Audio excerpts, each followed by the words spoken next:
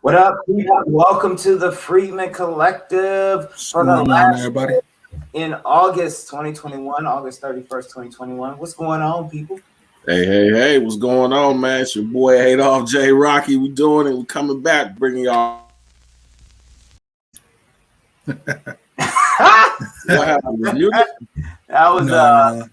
nah, go ahead, Oh, did you all hear me though? Or Yeah, what we happened? heard you. We heard Yeah, you. yeah. Oh, okay. It's All right. I'm like, wow, did I do that whole spiel for nothing? no, We had technical difficulties. But yeah, man, we got a good show. We are going to bring in a guest as well today, man. I'm fired up, man. We're going to recap some of the stuff on our pop up that me and Stead did, man. We got some fire tonight, man.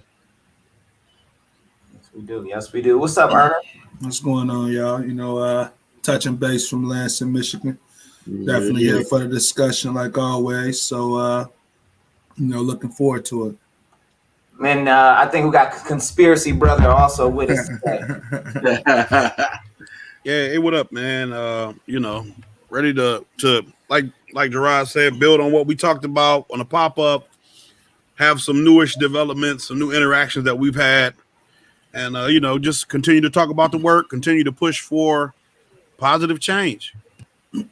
That's right. That is right. So that's what we are all about here on the Freedman Collective. And in that vein of positive change, Stedman, we gotta first talk about the local beat, talk about what's been going on around Detroit. We got a lot of local stuff to cover today. So we're just gonna hit some quick stuff, then we're gonna go into some big stuff, and then we're gonna get into some funny but unfortunate stuff, and then we're gonna wrap it up with a bow on top, as my one old man says. So man, last night we had the privilege of kind of listening to a few words from the lieutenant governor, didn't we? We had a few minutes with him and got some questions in, man. You know, it was a good time at the Burt's. Was it Burt's Entertainment Warehouse? Yeah, the market.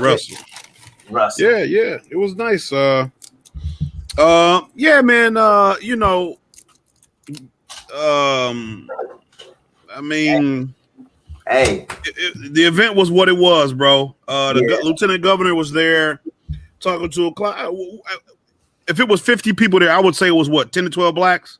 Right. And that was an issue I had. I think that after that, myself and one of the co-organizers, we kind of debriefed on that, because that's kind of that was an issue for us to see so little level of how would I say, presence and support, right? I think that is problematic when we're not present in the rooms to have those conversations. And so there was a lot of opportunity there to ask very serious questions and get answers that you can put on tape, right? Yeah. And wasn't nobody there to ask questions except, of course, us. And you put in some really good questions.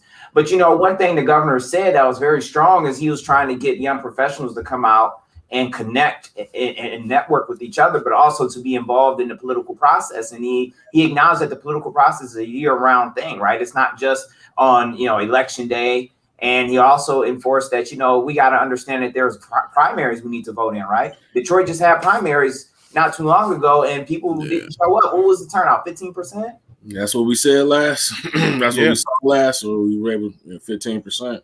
Right. So I mean, when you got stuff like that, you basically are copping out of the entire process altogether, and the people aren't representing themselves, and their interests aren't being represented. One of the things that the lieutenant governor said, he talking to the room, he said something like, "Everybody in here knows 10 people who don't vote," and I don't personally. I'm not aware of 10 people who don't vote personally, but he said something like, "And it's your fault." And oh wow. He said it's your fault. He was talking to the room. Right. And he was trying to say, because it's up to you to get involved and get engaged. Right. Yeah, I get that. Right. I should be trying to, and I do, talk to my family, talk to my coworkers about the need to get engaged in the political process. Right. We do this show bi-weekly. Or was it? What was it? It's bi-weekly. You're right. Yeah. Yep. We do this bi-weekly show. And so obviously I would like people to be engaged in the political process. However, when you have a governor or a lieutenant governor of a state, the 10th most populous or the 8th most populous state in the country, talking to a room of people, it's not my job to get them out to vote, bro. It's yours. It's up to you to make the compelling argument. It's up to you to set up the ground game. It's up to you to engage with the people to make people want to come out and vote. It's not up to me to twist people's arms to do it. All we want to do is get you engaged. If you don't vote, if you write your own name on the ballot, that's engagement. We want you to know what is happening, let you know that there are alternatives, let you know that there are solutions that we can all do as the mass of people, and then try to address those needs. I'm not telling anybody to vote for the Democratic Party. I'm not telling anybody to vote for the Republican Party.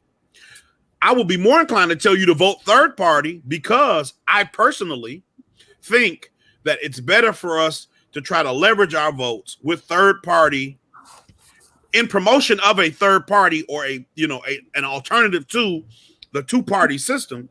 And so that was just, that was one of the things, like, you could just tell what he wanted to do was not necessarily engage the audience in any way, but he wanted to try to push this pro-Democratic Party messaging, which I feel like so basically the question I asked him, because people have various questions about the water, about Flint, which I think are valid questions. Right.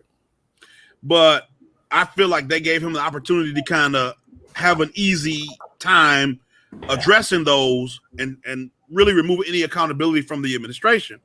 So I said to him, essentially, understanding how reparations has really become, or what I say, like in the zeitgeist of current American politics, right? And the Black American mind, it's taken a very important role.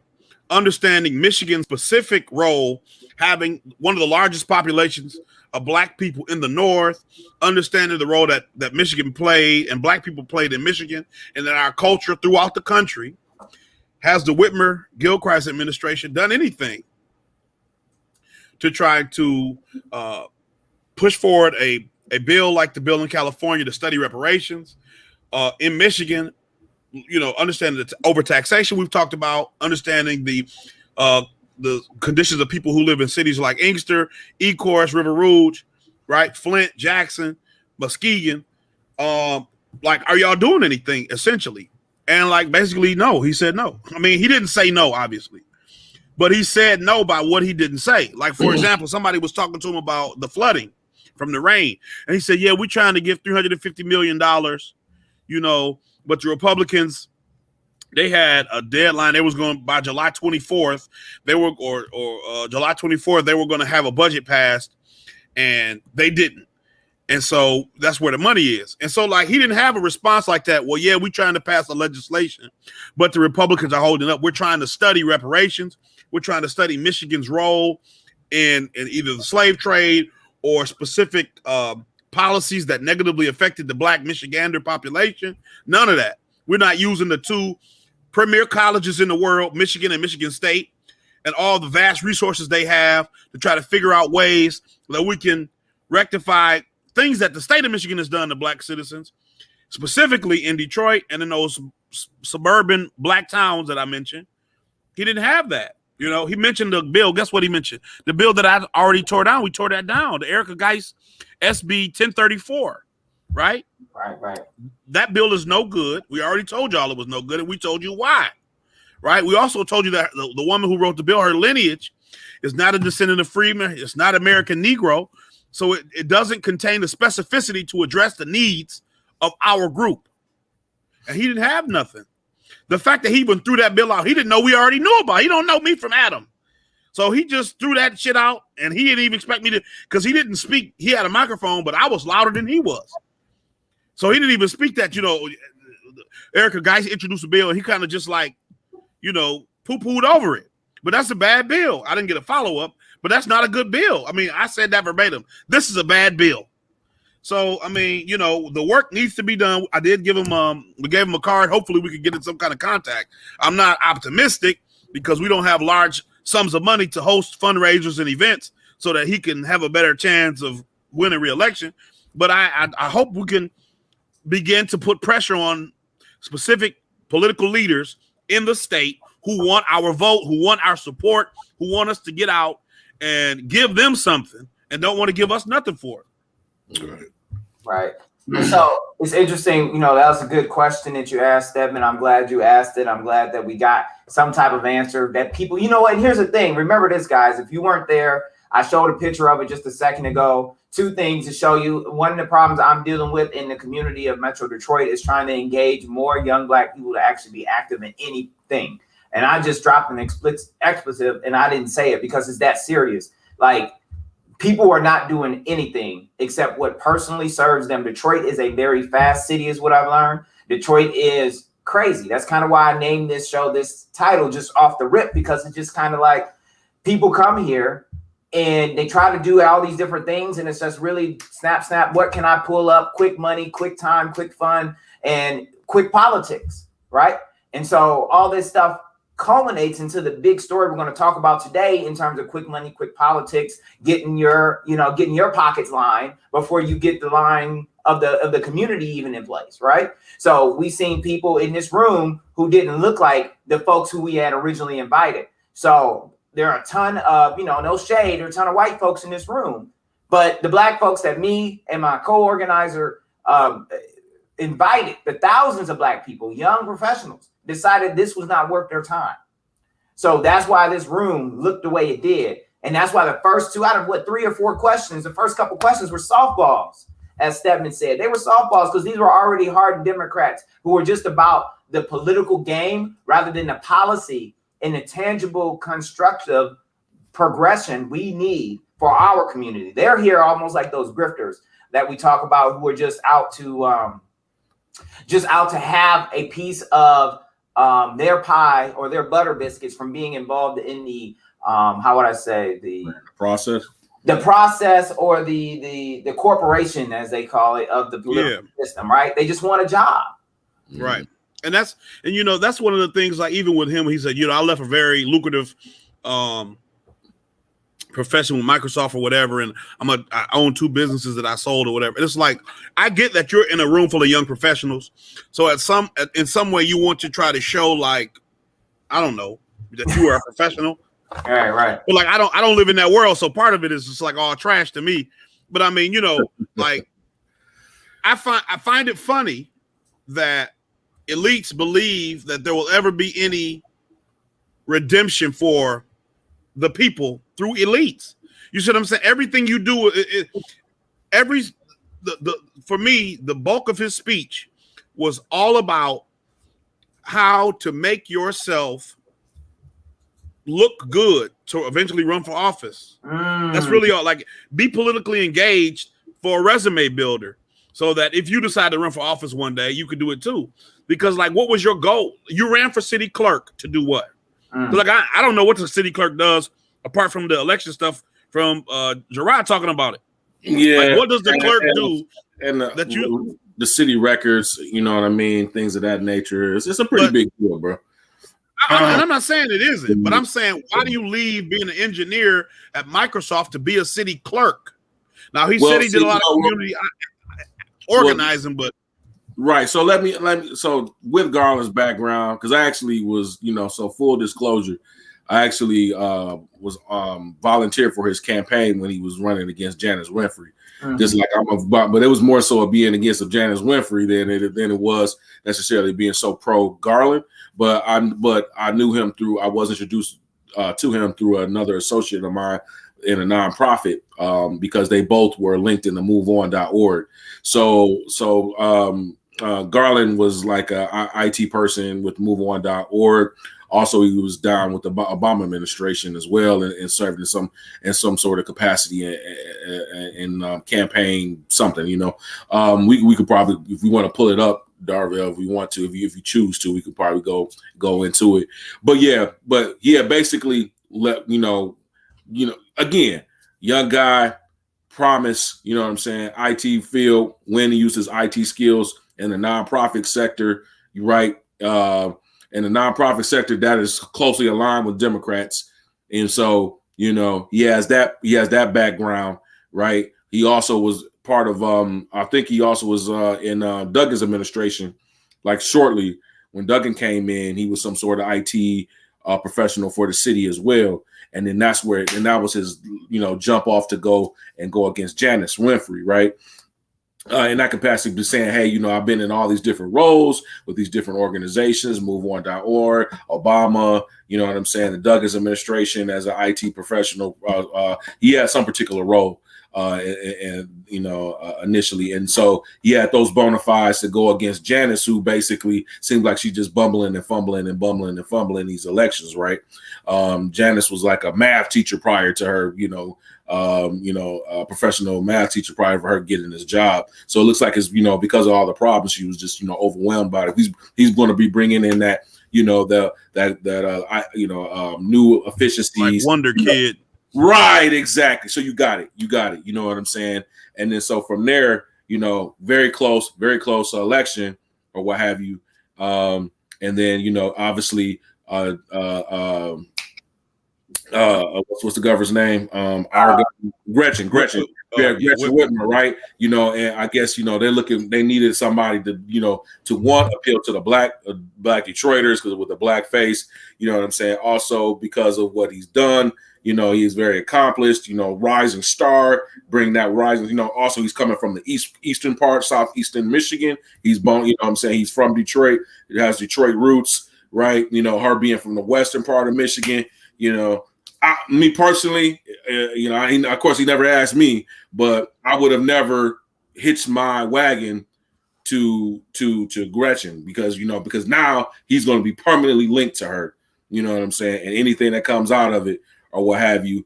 And yeah, I mean, it's great he's the first black lieutenant governor in Michigan, but now you're tied to Gretchen and everything that she does, and you're going to be just, what I'm saying, instead of having tarred and feathered with the same brush. Right, exactly. Instead of taking your promise, you had a lot of promise, I mean, he could have came back a second time or went into another office locally or what have you, and then spun up on her. But now you're tied to her and everything her administration does or doesn't do for black people. And hey, you the black person. What happened? And I wouldn't. But anyways, that's just my political take on it. Yeah. No, that's good. And there's a lot to it. And it was an interesting discussion last night. And one thing that we'll last say that it highlighted was that people are voting. And when they vote, the ones who do vote, they're voting on agendas. Those are people who have secretive agendas, like you're talking about the new Detroiters who come in here. The ones that partially will sit in that room, vote blue no matter who Detroiters, or rather not necessarily even current Detroiters. When I say Detroiters, honestly, I get a little protective. I don't want to say Detroiters and talk about the new Detroiters. I want to talk about the real Detroiters, the people who've been here, the people who have lineage here, people who have history here. I don't want to talk about these newcomer Brooklynites who are coming to just take advantage of the low-hanging fruit and to buy up land and drive gentrification.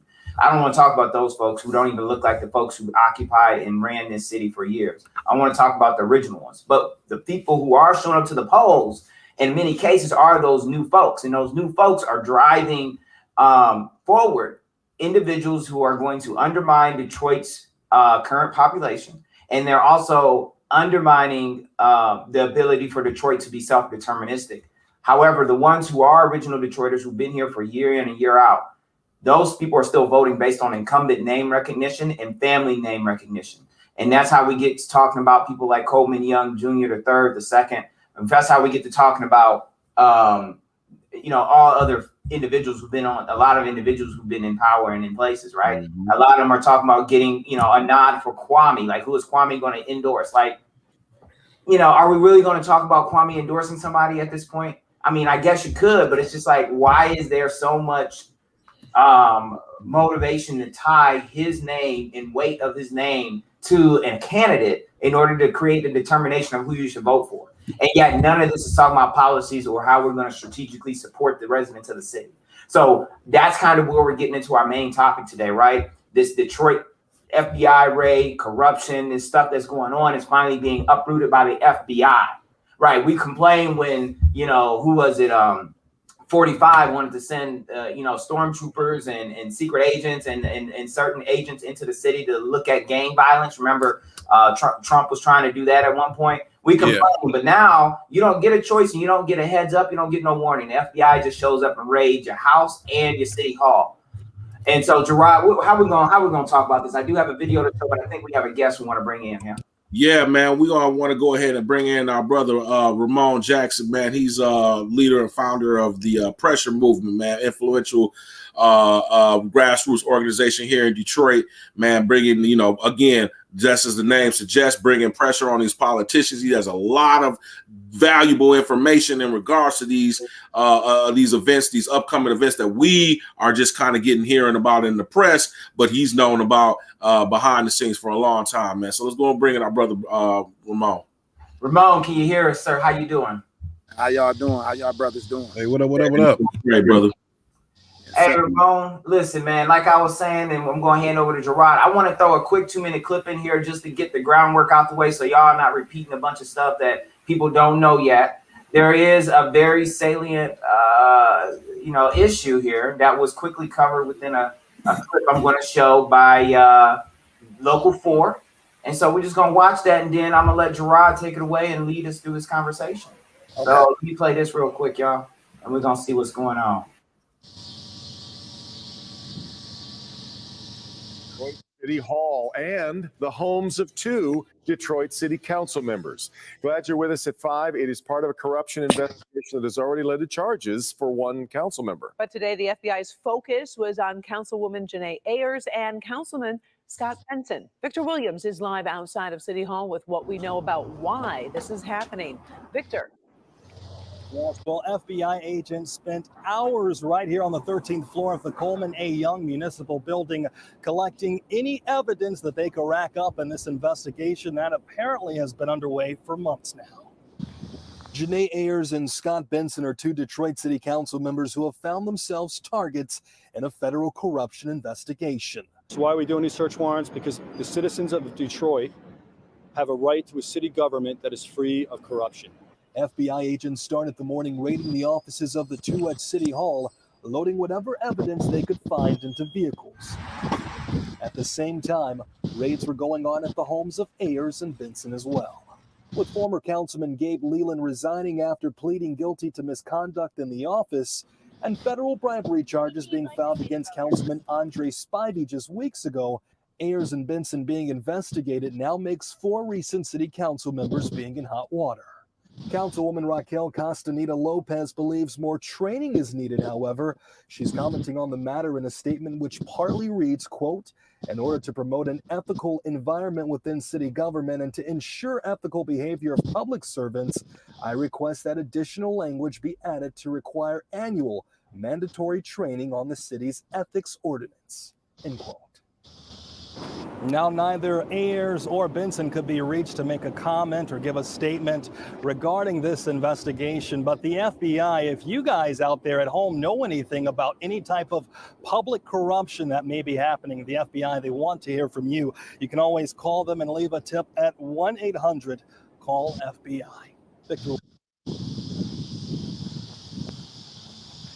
So I'll tell you, I think that statement by what's her face, Raquel Costa Lopez. That was why she even put that in. Yeah, she got accused of some stuff. Well, it wasn't like corruption, but she had owned a couple of properties, and her properties were like not in good repair. So slumlord. Yeah. There was something to that effect, And she didn't seek. Go ahead. She didn't seek re-election, did she? Nope, she did not. But wasn't Gilchrist? Didn't he have some property that he owed taxes on, like hundreds of thousands of dollars in taxes? Gilchrist had that same problem too. Delinquent on his homes that he owns, not really slumlord, just delinquent it on the home that he owned over there. I think in the North End district. I think it was either North End district. Okay. Yeah. So go ahead, Ramon. Yeah. We want to go ahead and have, you're an expert in all of this, man. Yeah. You know all of where all of the dirt, you know what I'm saying, or at least most of the dirt. You can point us to. You have a great historical knowledge in regards to this and the mayor and everything. Could you elaborate, brother? Yeah. First I want to say this.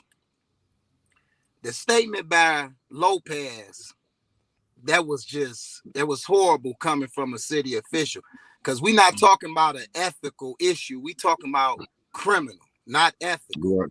So have Right. a training, you know, right or wrong on not to be taking money for your vote. You don't have to have a training course to tell you that that's wrong. But see, what's going on with them is that none of them can speak up about the other ones. That's why Gabe Leland sat on the council for 2 years indicted, and then none of them step up. Now, according to the city charter, the local officials, if they have an issue like that, they can come, they can do a vote, and they can remove those council members. According to the charter, our city government can. But guess what? They don't have enough people that's legitimate on there to do that. It's like the pot calling the kettle black. Can't nobody say nothing. Wow. It's so dirty it can't clean itself. They so dirty they can't say nothing about the next person because they all linked in with the same type of behavior. And see, this is what people got to understand about what goes on in there. When they vote, they pay them for their vote. That's what they get them money for. They vote on millions, billions of dollars in contract money. So a person will wonder, why would an engineer go to run for city government? Why would a person spend so much money running for a school board position that don't pay them? Why do they do this? Because if you control contract money, that's power. Because you control the disbursement of money. Rather, you don't have to get paid to do that. If they say, Brother Stedman and Brother Gerard, I'm gonna put you all over $1 billion of these people money. Y'all disperse this money to benefit them, but this is an unpaid position. Guess what? That position hold power because your vote disperses $1 billion worth of money. So that's why you would see a person go from, you would see Cherie. You got a guy, and I don't want to get off the base. I'm going to go back. You got a guy that's a state rep named Cherie. He's he's Indian. Right. He spent 400. Yeah. He spent 400. Through Street Sanadar, as we refer to. Yeah, he's my constable. He ran for governor, and then now he's a state rep. He spent $400,000 to get elected into a position that only pays him $80,000 a year. Now make up. He spent $400,000. The whole tenure of him being in that position, he's not gonna make $400,000. So we have to know that it's not about the money. Clearly not about the money. He spent more money to get in that position than what he gonna make. What is it about? It's about the power. Right. And that's what blacks don't understand, that we give that power up because who position he's in. He's in a predominantly black district over predominantly black people. Yeah, he's my state guy. He's my representative. Yep, I just said the hell I voted for him, but he's my representative, man. And it's funny, man. I was explaining on a previous show, Ramon, how the lady down the street, she's Miss Busybody down the street, man. You know what I'm saying? Black lady, right? She had came over here, and at the time my wife was here, and so and what she was doing, she was putting his campaign yard signs on, in the yard of the people she talked to. She just went ahead and did it. So I pull up from after wherever I was going, and I see a Sri Thanadar sign in my yard. I'm like, what the hell is this? So I come in, I'm like, hey, did you put this sign? I'm telling my, what I'm saying, my wife at the time, I'm like, she was like, no, the lady just came and talked to me. So she didn't even ask you, but anyways, man, like, but that's the reason why he ran for that slot, because understand, he ran for governor first, right? He ran for governor first. That didn't work, you know what I mean? But Detroit came out for him for some particular reason. I don't know why people are enamored with him in Detroit. Detroit came out, and he also had certain people in Detroit political machine that he bought out, you know what I'm saying, that could bring votes to him in Detroit. So he won Detroit hand down. Took that and said, okay, let me go for the smallest seat, the easier seat to get. But like you said, he's still over, you know what I'm saying? He spent millions on that governor campaign. Now, mind you, this is a guy coming out, has his own company. You know, What does this company do? he's like in some sort It's of like like chemicals or something. yeah, some chemicals or whatever, and was like a registered. You know what I'm saying? And he was very much along the Republican type of lane or what have you. But again, nobody knows who he is, and then you can just switch up, and it's an easy game. Sometimes Republicans aren't in season, sometimes Democrats aren't in season, so you do the other. You know what I'm saying? And see, I thought that Shree ran for governor to try to divert votes away from Abdul El Said, I think that was his name. Yeah. Because he was running on that progressive Bernie message. And so Right. Shree kind of talked that game too, like, I'm a progressive. And I thought that was for Whitmer to have a chance to win the state house. And I mean, it's possible that still is what it was. That very well could have been the case. You know what I'm saying? They didn't want to Bernie. Go ahead. Go ahead, Ramon. Go ahead, Ramon. Cherie was gonna actually try to. I had an extensive dialogue with Cherie, and I broke him down to let him know that we hip to what you're doing. Because first off, I asked him what was his platform, and I want to make sure we get back to the city. I just had brought Cherie up as an example of how people go for our power that we don't know that we got. And I get he is an example. The money he spent on it, the same as the school board when they running for office. They putting billboards up for unpaid position. They putting thousands into running for a position that's unpaid. That's because they seek to get, if you control the disbursement of that tax money, that is power within itself.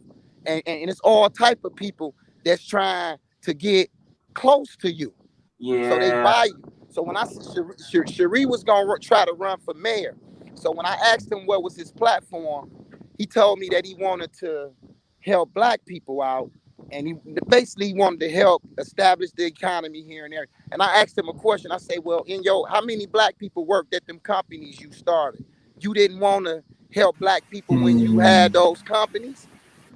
No, you didn't. You could have helped uplift black people in the multi-million-dollar company, but you didn't. You didn't care about uplifting black people. What it is East Indians is only 0.1% of our population in this country, brothers. 0.1. They have no political power, period, to get elected in no office. Two, guess what? Whites is not going to put them over in a position over them. So who the next biggest population of electors in this country that you can use that don't care about their political power? Black people. So what they do, come to the black communities, all the races of people, and use our population to get voted in. The Arabs do it too. The Arabs is doing it too.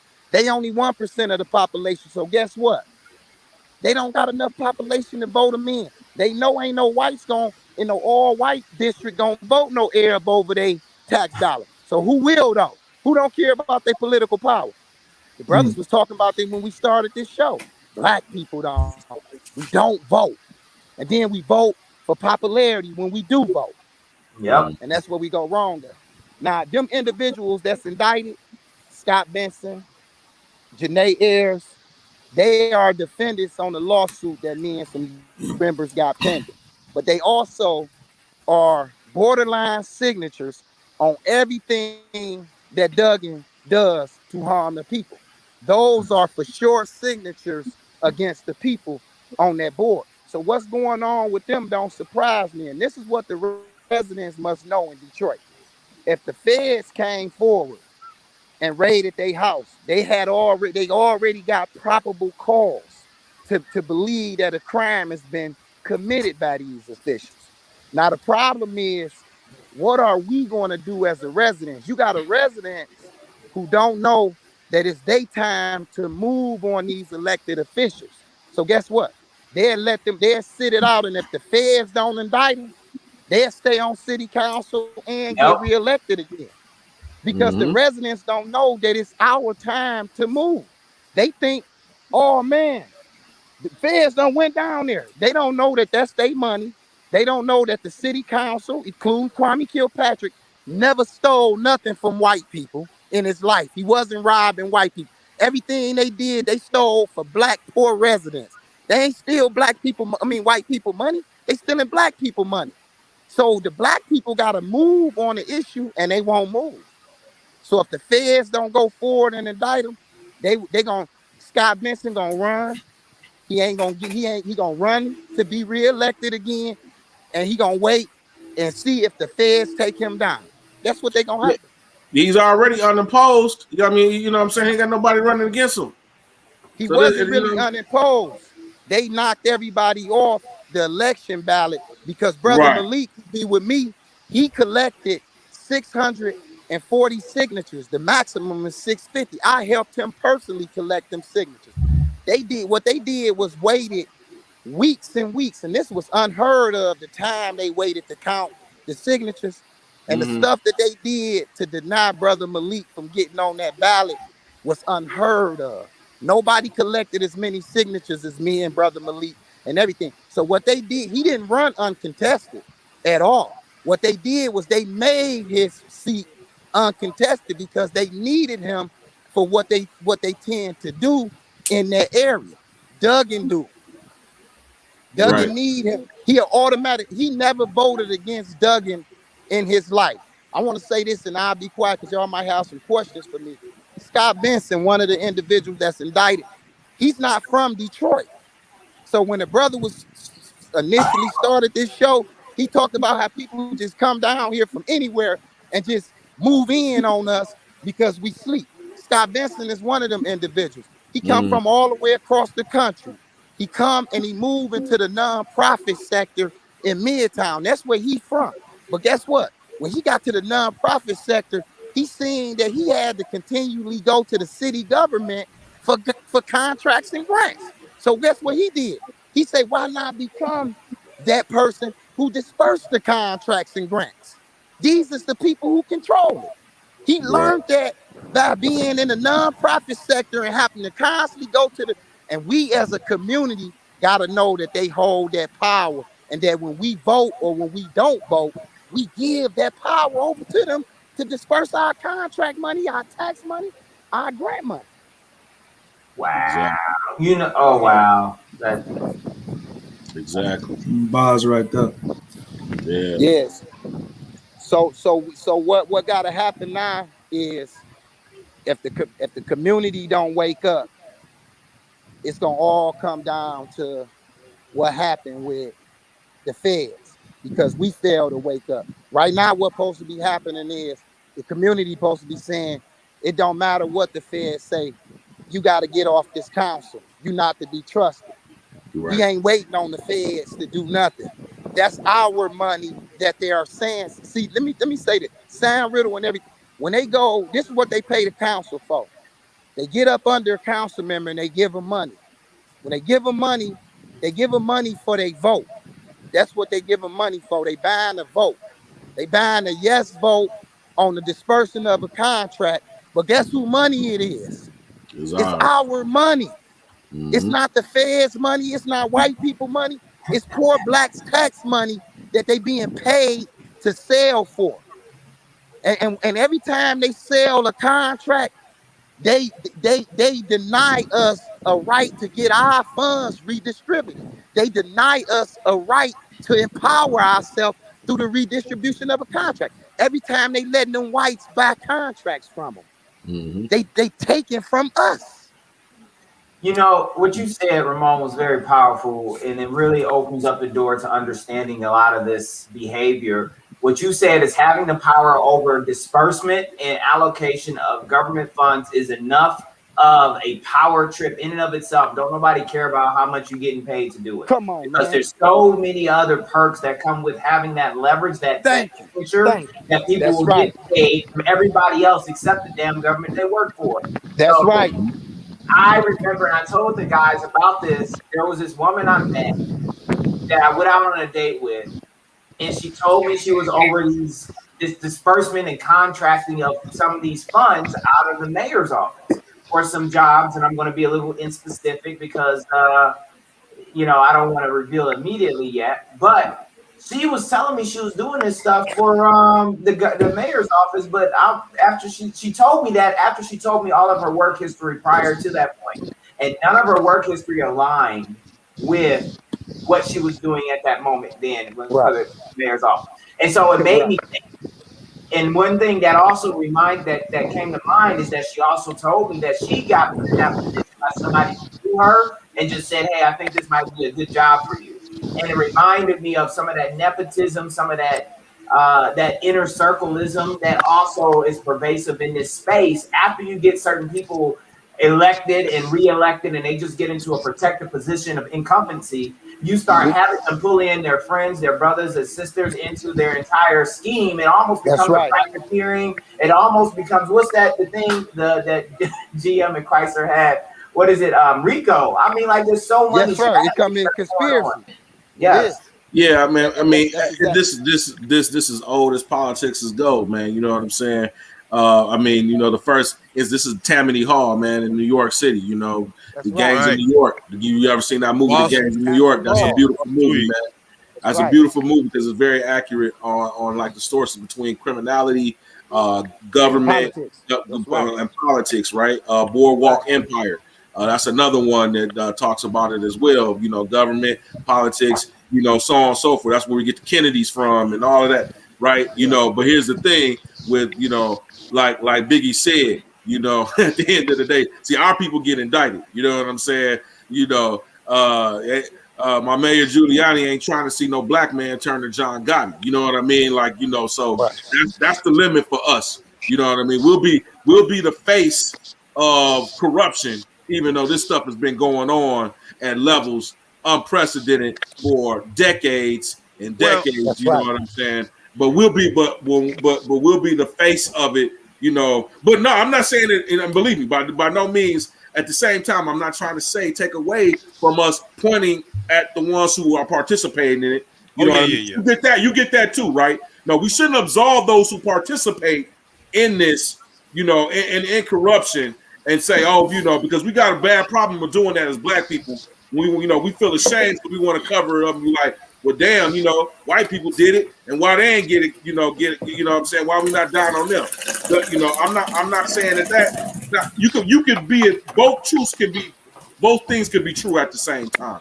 You know what I mean? I got good point, brother. That's a very Mhm. good. You saying basically that white people been doing this. This is common practice in their cities.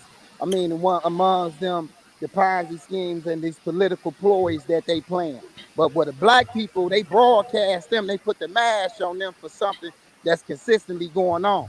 We ain't gonna overlook the blacks that's doing it, and but we definitely not gonna overlook the racism and how they expose blacks who do it and the whites that do it. And that's Right. racism within itself. Gabe Leland is a prime example of that. Yep. Gabe Leland walked on that case after knowing that numerous city council members that's black that's done been caught that had way less evidence on them than Gabe Leland that went to prison. Black women that was on the council went to prison for accepting bribes while sitting on that county seat. We seen a white man get on a federal wiretap for bribes, and we seen him not do a day in jail. We seen that we seen his case get moved from the feds to the state in an unprecedented move. I'm talking about unprecedented move. They don't move cases from the feds to the state when you already had a federal grand jury indict you. That federal grand jury mean what they saying. They saying after hearing the evidence, you need to go see a federal judge, not a state judge. Every day in the United States of America, blacks they charges is being embellished from state charges to federal charges to enhance their sentence. So when you see a person go from the feds to the state to decrease this sentence in our face, we should know racism is also a part of that. Now, this is what I want to say about the indictments in Detroit. Right now, if we can't wake the residents up to understand the importance of what's going on with voting, we would never change this vicious cycle of what they're doing to us. They got to connect voting to themselves. Nationally, blacks only got no more than a 12% voter turnout. In certain areas, it's a 5% local voter turnout. 5%. So we have never participated in the local voting process. And we have to connect the blacks to that. And the only way we can connect them to that, we got to make that make sense to them. We got to show them how voting affects their life. It got to apply to them. If you can't make it apply to them, they not going to understand nothing about it because it's not in their reach. It's not nothing they used to. To them, it don't have no bearing on their life.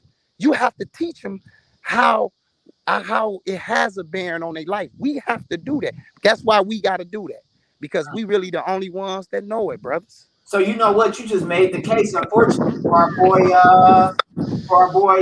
what's my man? What he said last night, right? Oh, Garland, right? How do you? But see, go ahead.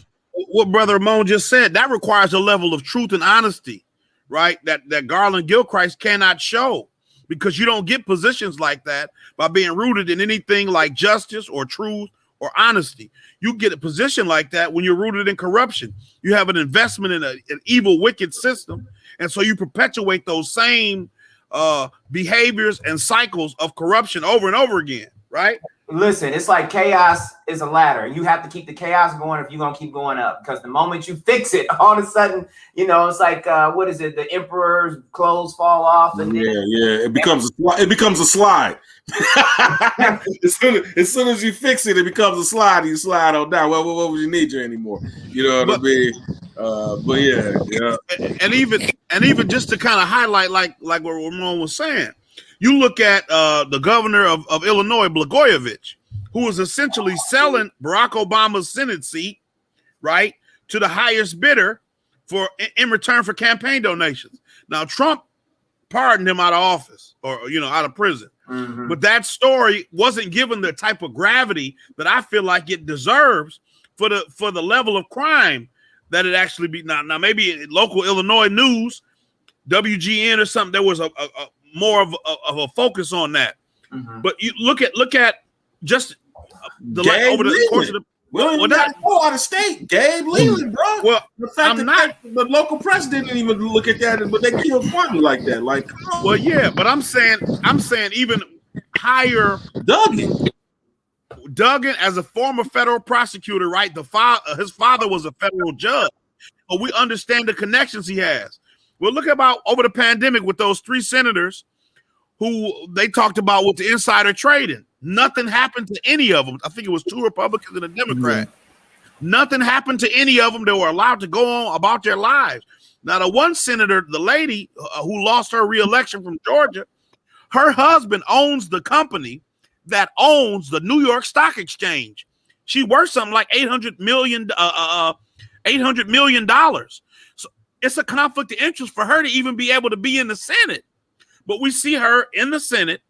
She was appointed because I think Sonny Perdue was, when he was given the Department of Agriculture position.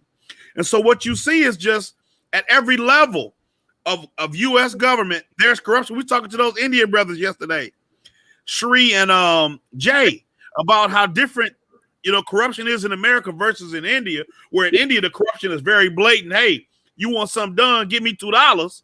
Where here, it's contracts, it's large cover-ups, it's knowing who you know. Nancy Pelosi, husband, and her invested in, I think they invested in Tesla. I want to say they invested in Microsoft, and they invested in one other company. But we understand that Joe Biden has a desire to push for green energy. So investing in Tesla is a great idea. You understand how with the cloud computing and with that virus tracking, with some other things with Microsoft, and I can't remember the third company, but as a sitting U.S. member of the House of Representatives, you're able to do this and nobody says anything. And then you factor into this that she's never had a real job, and she's, just like Darvell was saying, you have no marketable, measurable skill that qualifies you to have this position, and you're the Speaker of the House. See, that's the game, though. And that's the level of corruption that is on display. But when we're talking about it from a race standpoint, we know that white people have been getting away with this for years. They've been abusing the black community and our taxpayer dollars for years, for centuries. And now it's like today, black politicians who getting into this game, they're like, this is how the game is literally played. And so they go to play this game despite being parasitic upon their own people. Mhm. And we still Mhm. get the short end of the stick either way, if Mhm. it's a black politician, a white politician, or an That's Indian right. politician. It's You know what Ramon said, the other thing Ramon said that was really strange, I mean, not strange, but that was really strong and really a good insight was how, you know, non-white, non-black individuals like Shree can slide in and use the black vote for their ladder, right? Because we have chaos. Like I just said, ladders. I love that phrase. It's so good. Like chaos is a ladder. They come in, they take advantage of our dysfunction and Mhm. use our inability to judge them objectively for their That's right. political constructive focus to get votes from us and then move their way on up. And next thing you know, they got what they needed and we got nothing That's at right. all. That's part of the story of Detroit right there, y'all. Detroit is You wild. you know, we next year we losing a congressional seat, the state of Michigan. The 14th congressional seat was carved out. Quite naturally, how many seats blacks got in Detroit? I mean in Michigan. They got 2 congressional seats. And guess what? They 13 and 14. Guess which one was carved out? 14, one of the black congressional seats. So now we are down to 1 congressional seat. And guess what? It's held by an Arab, a Palestinian. And she, the same thing, came to our community, act like she's works in civil rights, pretends that she's in, because guess what? She got to pretend she's in civil rights because she need who to vote for? Blacks, because the Arabs don't hold enough political power, and whites is not about to put her in over another white person in their seat. The only people who don't know about their power and who would dare do something like that is us as black people. So that's why now we down to 1 federal rep in this whole state. And this goes for you, brother, in Lansing too. That's your only representation too. We got 1 rep now. We had 2 reps. They carved the seat out 2022. 14, that's gone. 1 rep now to represent our interests. And see, this is what we got to understand. Bump everything else. The federal reps represent our federal tax money, our income tax. The state reps represent our state sales tax, and the local city government represent our local taxes. Well, we got to look at that like that. Man, you go there to represent our money, chump. That's it. Quit playing these games with us. Because that's why you come in here to get the vote and everything. It's all about that money. You just would never tell us. So we going to cut through the chase. You represent our money. Go there to represent our money. And how do they represent our money? We got to send them there too. With that direction, we going to vote you in. You go there to represent all our federal contract money, our federal income tax money. That's why you there.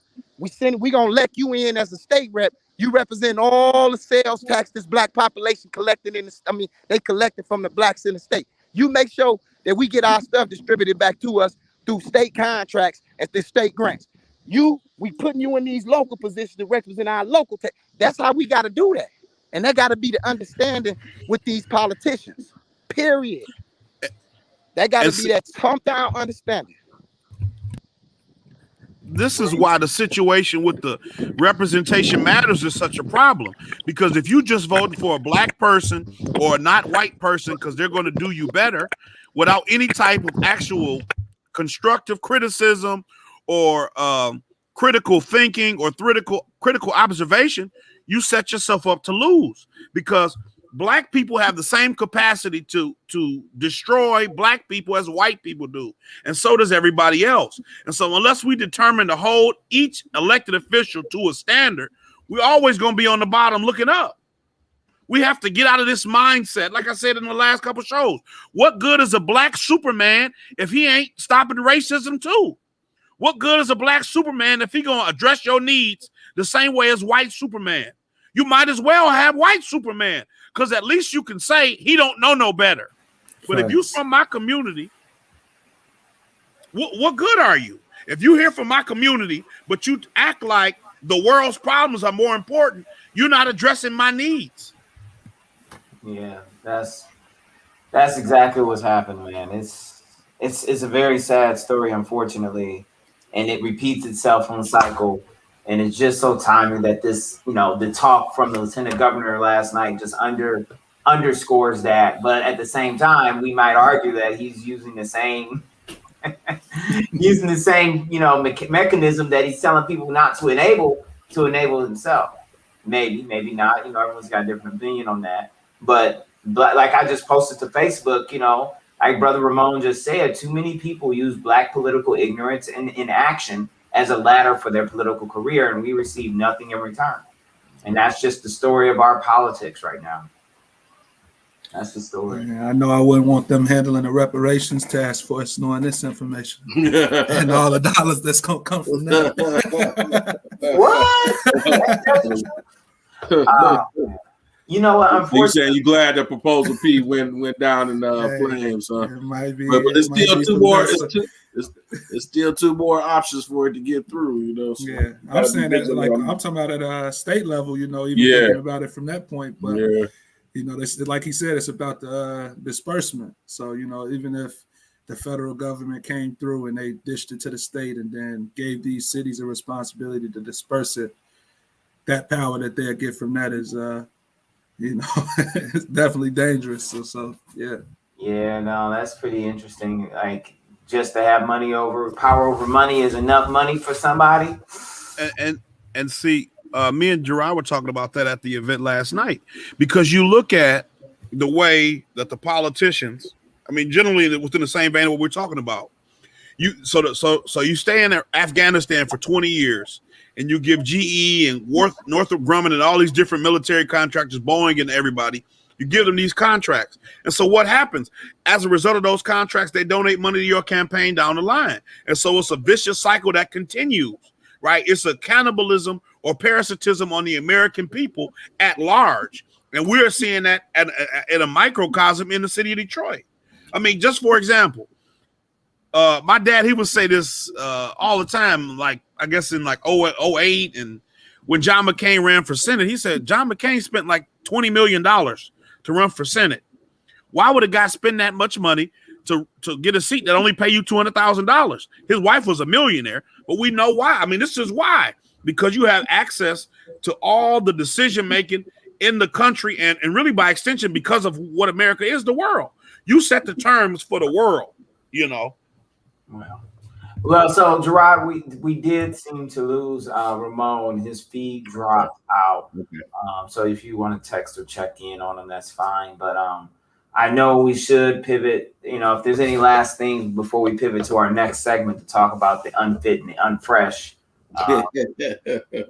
I don't got anything to say. I just think that the package was well put together, coming straight from Lieutenant, straight through Ramon's insight to this reality of the FBI raid and what that says about city council. I just want to bring it to the people who have been listening, especially from the tagline that I put out there, that, how Detroit's wildness in this regard has led to the brain drain and the loss of talent that we were talking about last night in some of the discussion circles at that event with the lieutenant governor. And the idea that really, brings ramifications to the city's real growth and future is that Amazon turned us down because of that brain drain, that lack of talent in the city, and that lack of a talent development pipeline even being present in the talent in the education system here. And all of this comes right back to individuals like this curtailing and undermining the ability for this city to make the right decisions, and people not holding those people accountable. And so many people in the city of Detroit copping out of the political process. And then even the young Black professionals who also sit out of the political process and chose to just vote on one day of the year, maybe go to primaries if they know enough about them and feel like they should show up. And most of all, they don't want to do anything else outside of that. They want to focus on getting their money, getting their house, getting their kids. But then when their kids ain't got no school, when their house costs too much, when their insurance costs too much to insure the house or the car properly, then they all of a sudden want to leave the state. And guess what? This same stuff can happen anywhere.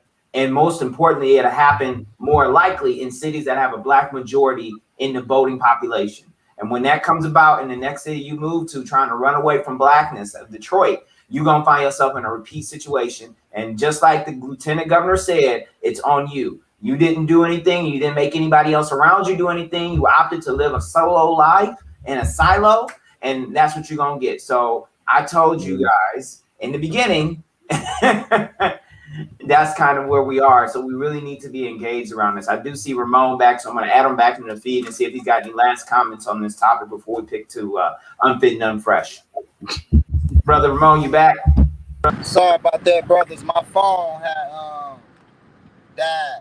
I thank y'all for having me on, man. It's always a pleasure, man, to build with y'all brothers. Y'all, I ain't gonna lie, y'all one of my favorite groups in the city, man. Love the energy, man. Love to be able to get together with some brothers that got a logical, rational understanding on what's going on. I wanted to say this about these people that's been indicted in our city government. If we don't step forward as a community and get a hold of our government, one, we not gonna have an opportunity to. We lost his audio. Lost your audio, Ramon. Okay, we gonna lose our black majority in this city if we don't exercise our power. And exercising our power is to wake the masses up to our power, that we the majority, that whoever comes out. I give people this analogy all the time. A city council member is like a board of directors of a corporation. The mayor is the CEO. We are the citizens is the shareholders. The shareholders is who elect the board of directors and elect the CEO. It's a public corporation. We have to start seeing that as such. The public corporation have an annual revenue, what they call the fiscal budget.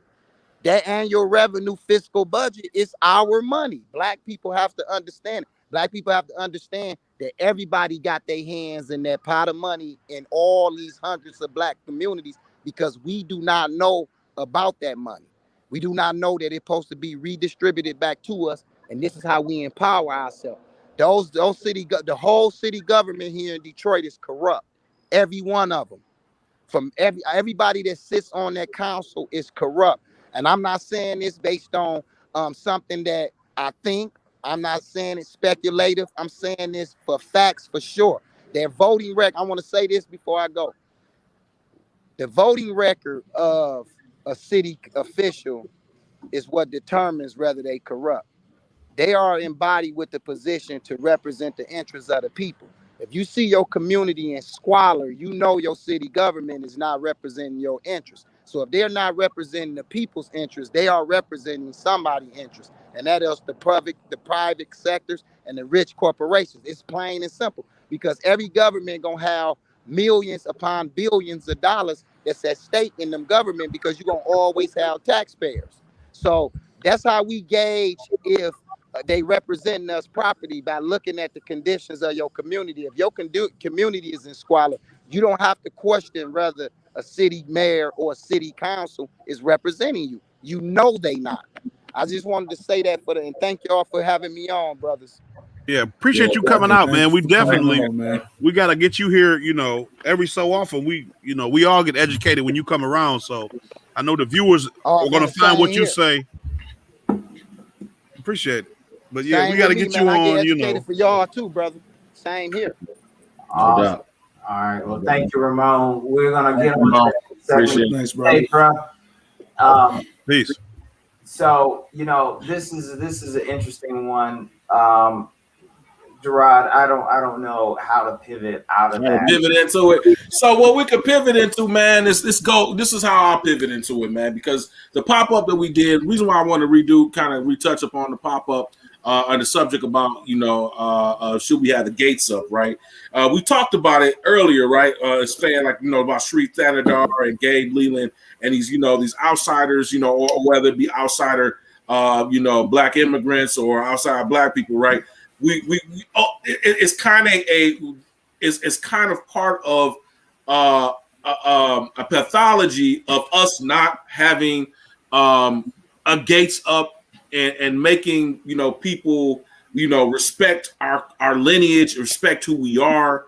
Now we were talking about in the voting instance. This is what we're about to pivot into is the cultural instance of it. And they very much alike in tune.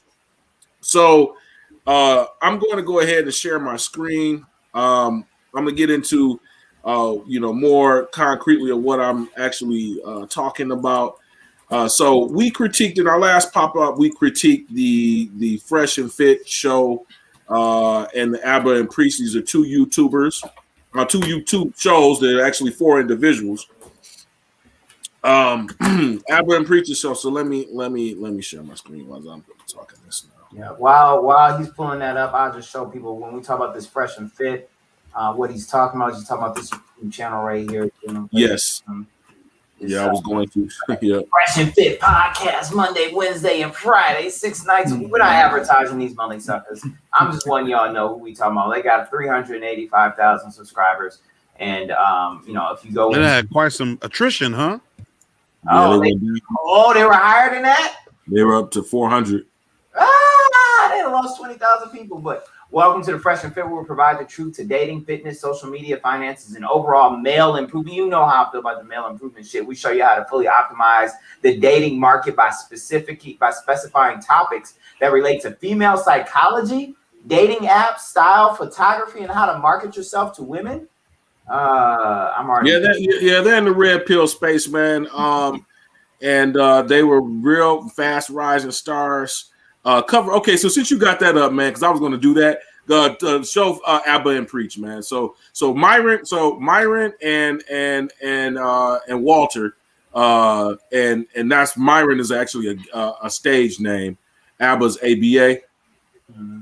Nonetheless, you got it. Now Abba and Preach, they're Canadians. Both of them are comedians. They met through the quote unquote dance scene, what have you. But they've been together. I want to say, let's just say joined since 2012. They're up to like you see how they're I think they got 1.4 million subscribers. They practically do like reaction videos. They comment on a lot of different subjects, and they cover, they'll react to like a particular video or what have you. Much larger podcasts, and so these two podcast shows were beefing with each other. Okay, they're immigrants, but they're immigrants from African. One's Ethiopian. Abba's Ethiopian background. Preaches Haitian. With Fresh and Fit, Myron is actually of Sudanese background, and Walter, who's fresh. So Myron is fit, fresh is Walter. He's from Barbados. So wait a minute, with the guy on the left is fresh? Sudanese. He's fit. Oh. It's backwards in their image. Why? Yeah, that just tells you something, right? Yeah. Yeah, exactly. Yeah, it tells you something. Anyways, hey, narcissistic, bro. Yeah, definitely. Myron is. So anyway, let me go. So since you covered that, let me go ahead and Where am I? Okay, yeah, here we go. Addressing allegations. Emperor has no clothes. Okay, so let me show. You want to share? Yeah, I'm going to share. I just want to make sure which one I was sharing. Chrome tab. Emperor has no clothes. So we're going. Here is a react. So it will cover. I'm gonna dissect this video. Oh wait up. Did I share with the audio? Are you gonna do audio? Let me do it again. we got the tech on lockdown, y'all. No worries. Yeah, let me do it again.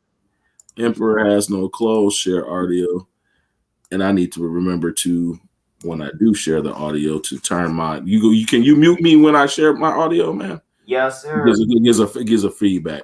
Yep, so before I hit play and before you mute me, we're going to kind of just talk about the beef. And so I picked this video. It's obviously from Abba and Preacher's perspective, but it kind of covers up and sums up what the beef was about. But what I'm asking our viewers to do is look at the language that they're using, both Abba and Preach and Myron and Walter, right? Or Fresh, right? Okay. So we're going to go ahead. I'm going to go ahead and hit play. Today's topic. All right. Seems like we got some Fresh and Fit are really upset. We are than you niggas. Period. People want to know our thoughts. I'm gonna keep it really brief, right? I don't have much thoughts on their platform. Are they doing some good things for some people? I'm sure. I have no doubt. I'm not even denigrating that. We just came at them for their ideas with regards to paying for box and all this stuff. Thought it was full of shit. I'm like, yo, relax, niggas. Don't pay for box. Even more, what I find really distasteful is you come to find out that Myron Gaines himself, right, the so-called pickup artist, the master, has his own seeking arrangements account, his own profile. All right, this is on the web. You can find it. This man's out here talking about don't pay for box, don't pay for box. It's on a website for sugar daddies and sugar babies. Okay, all right. You want to be a giant hypocrite? Do your thing. Okay. Then you come to find out this man's talking about. Listen, if we want burning desire from ladies. Ain't that what they say? Right? You want to get their best, so you got to earn it. Come to find out, this man's telling girls in the DMs that if they want to come on the platform, they have to fuck. And if they don't, he gets upset about it and he gets all pissy. Oh, you fucked all my other boys. You won't fuck me, then you can't get on the platform. So wait, you want to bang a girl who just wants to come on the platform for clout? And you think that's burning desire? And again, guys, I don't even care that he goes about that way to bang girls. Do whatever you want. You earned your platform. Go ahead. Me, it's the hypocrisy of these ideas. You preach to these men that they have to always seek this thing, that this is the way to live, that this is the best way, but you don't even walk the talk. That's what I find distasteful. It's like a Derrick Jackson. Apparently, Abba Preach decided to make a video talking smack out of nowhere, out of left field, and it's funny about capping and paying for box. And I was like, didn't we talk about this several months ago? Like, why are you guys bringing this up like now? Like, what the hell? We're trending, man. Yeah. The only reason we brought it up later, guys, all right? So we're the blue line. We're the blue line. They're the red. They have 1.38, which is 1,300,000. Talk about we make so much money. We're getting all these views. These guys are clout chasing. Bruh, when I came on your podcast was far smaller. I didn't care that you guys were smaller. About boxing this, it was on the topics. We didn't talk about Fresh's past. We didn't talk about him faking press releases. We didn't talk about you paying for box. We didn't talk about none of that shit. You guys are getting so hyper emotional about this thing. It's funny to me. For so-called alpha males, you guys don't seem to have any control over your temper. Our channel's better than yours. Right. We get more views than you. We've been on less than you. We work harder than y'all niggas. We cut our hair more than you niggas. Like, yo, if y'all we get more girls than y'all niggas. Free. Like, if y'all really want to free, this nigga Preach is married, probably to a fucking beluga whale somewhere. And y'all niggas talking shit. And how old these niggas are? 40 years old? Yo, old ass niggas too, Bele. Yo, bruh.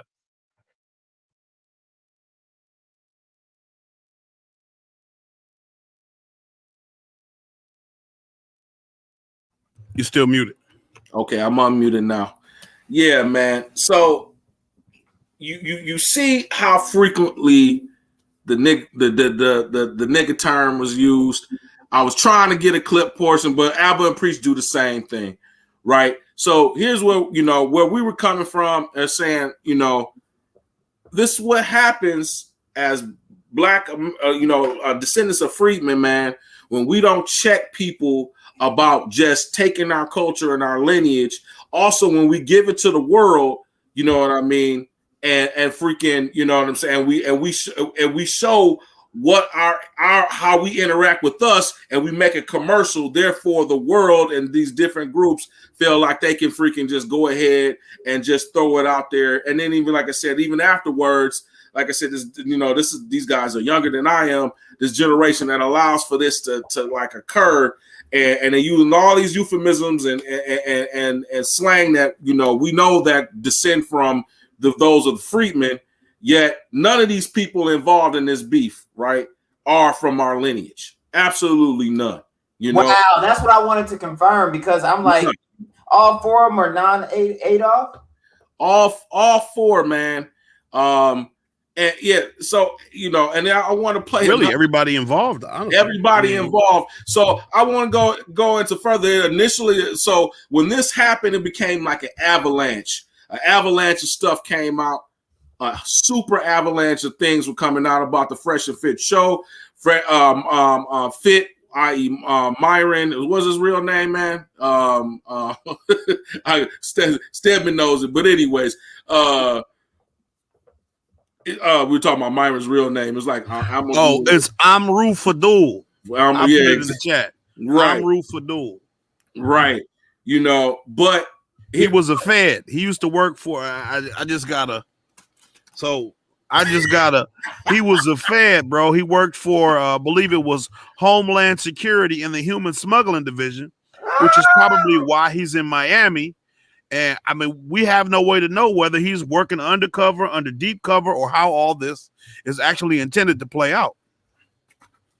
I mean, because ultimately what ended up happening, basically, so I got onto these guys from watching Kevin Samuels, right? The Black Manosphere, you know. So there's a group of different content providers in the YouTube space that, you know, that basically are what we call, they talk this is red pill. So I don't know if you, for those who are not familiar with red pill, blue pill space is, okay. But basically, they take from the movie, from the Matrix. It's a certain awareness of by men. You know, it's for like men's rights, being, you know, more, you know, pushing for a more patriarchal type of setup. All the things that polite society today basically tells men not to be. They're in favor of and favor for. Okay. Thanks, Ted. So Fresh and Fit kind of so here it is. So that was organically done by freedmen. You know what I mean? Like descendants of freedmen, black men, organically done. Okay. Now from this particular movement, right? Kevin Samuels ends up being like the front runner of all of these different black YouTube personalities. Hey. So, you know, Kevin Samuels, the front runner, but you had O'Shea Duke Jackson, Alpha Male Strategies, Donovan Sharp, all of these different guys, right? Obsidian, all these different guys in the Black Manosphere space, right, have their shows and still haven't blown to the extent that Kevin has. Okay.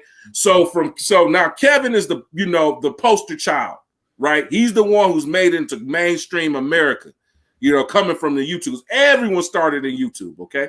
So he made it to mainstream America, right? You know, he's going to all of the different shows, the bigger podcast shows, like i.e. he went to Aber and Fitch, i.e. he went to No Jumper, Adam 22, right? He's been on to many different shows, Kevin did. So through the process of doing that, right, he ends up, so I think by virtue of him being cool with Donovan Sharp,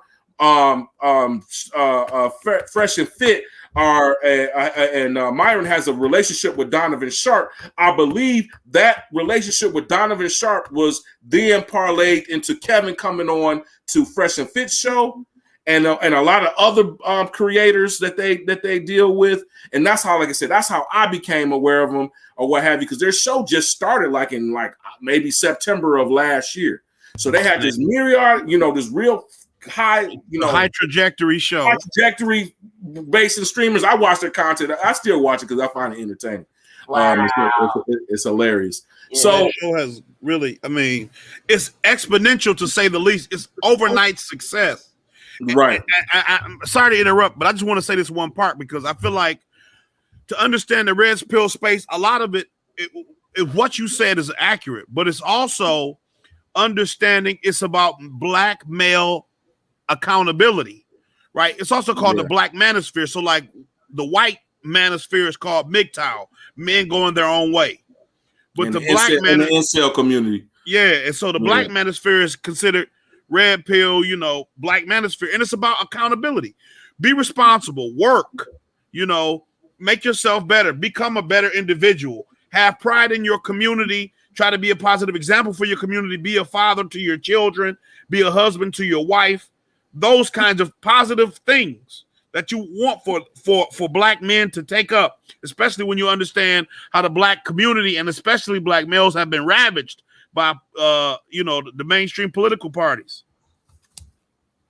So from that, right, Fresh and Fit were getting, you know what I'm saying, got a lot of success by doing collaborations with you know, and being in that space. But they kind of like, as with everything, right? You got a beginning, and then you have some other group comes in and they just kind of exploit like one aspect of it. And theirs has been primarily, you know, their aspect that they've exploited the most is, you know, the women part. You know, guys getting, you know, them getting on there and expressing, you know, how to deal with female nature. They tell a lot of uncomfortable truths and so on and so forth. Anyway, so as you saw in the thing, Abba and Preach got into it with each other over this discrepancy about, you know, should men pay for sex or should they not pay for sex?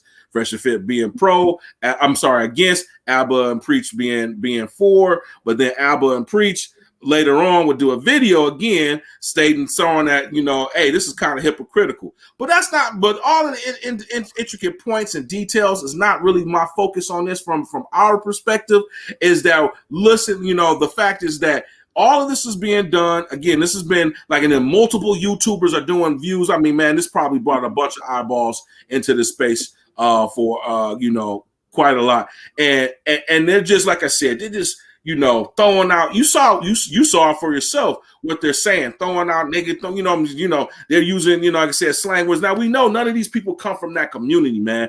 None. You know, and I've gone on and actually made comments and put in comments is like, hey, you know, I respect what you all are saying, but none of you all can use nigga, like you don't have the lineage for that. None of them. You know what I mean?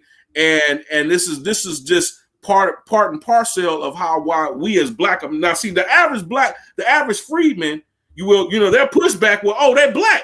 You know what I'm saying? Because they got black skin. I mean, three of them for sure, right? You know what I'm saying? You know, Myron's a suspect. You know what I mean? He says he's Sudanese, and therefore that makes him black. But even the dynamics of Sudan is different, you know. So yeah, I'll play that clip real quick where he claims it. Go ahead, man. But you know, I guess because we were trying to figure out a segue between the last conversation and this one, and you kind of just hit it on the head. The black community has such an attachment for brown skin or, you know, melanated skin that we're ready to accept any and everybody who even shares the slightest similarities to our community. And that's not what it's all about.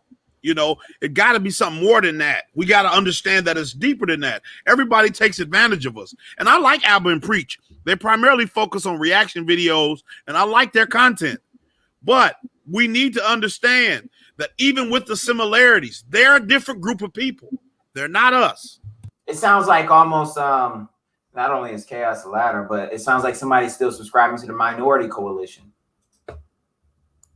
Yeah, that's basically it, man. And see, that's the thing. The same with, like I said, the whole representation matters thing.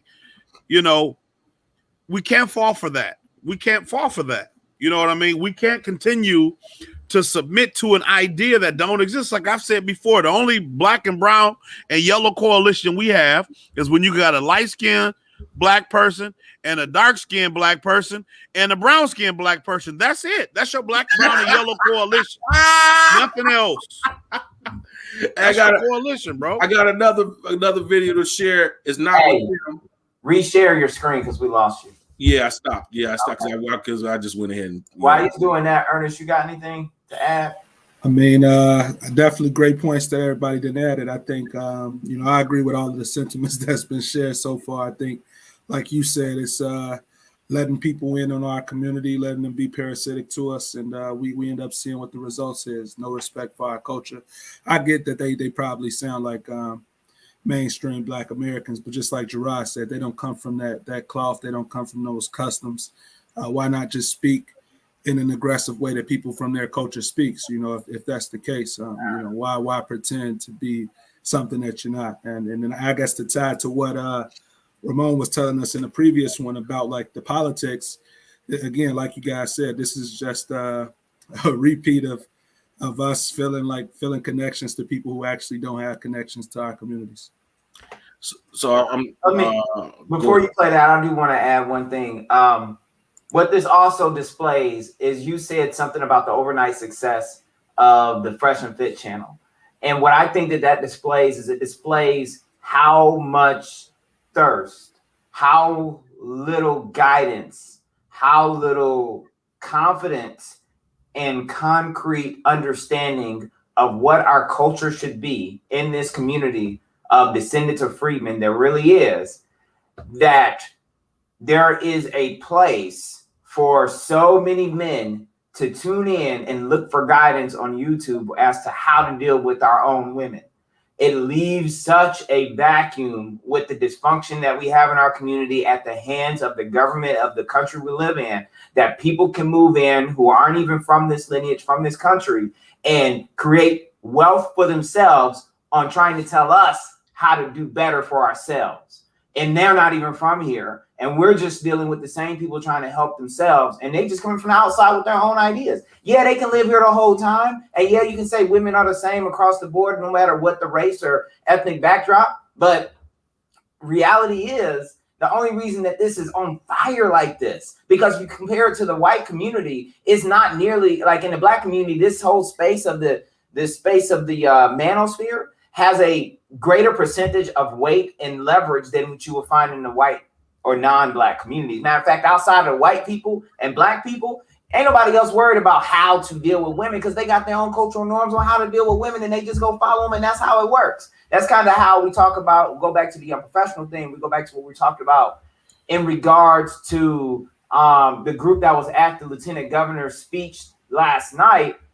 There is a lot of frustration in dating, but it's specifically with black people. The frustrations in the black community because of dysfunctions in the black community. So nobody even knows how to consistently get the same results from different people. It's just a mess. But the other thing I want to say too is Gerard hit a good point about, or maybe Stedman, I forgot which one of you said. No, actually it was Ernest, I think. Excuse me if I have it wrong. You guys said that why not focus on expressing yourself as the community you really came from, rather than using our language and hijacking our things in order to express what you think is right or wrong. You can at least use your own dang language. And from that standpoint, I just came from a wedding.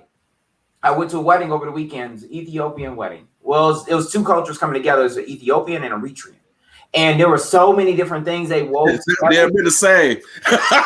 Right, but except for the beef. Except for their beef. That's surprising. Yeah. Yeah, somebody said that wasn't. So I've heard that there were enough differences. I've heard from people that there are enough differences that they could end up not coming together. But in this case, it did come together.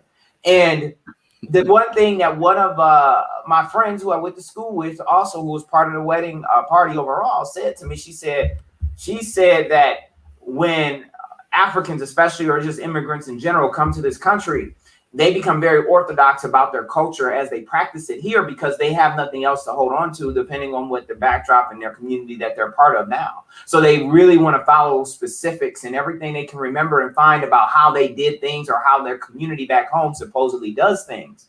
And now I respect that 110%. That's what you come from when you claim that America is a melting pot, because you melt in all these different cultures, these different cultures,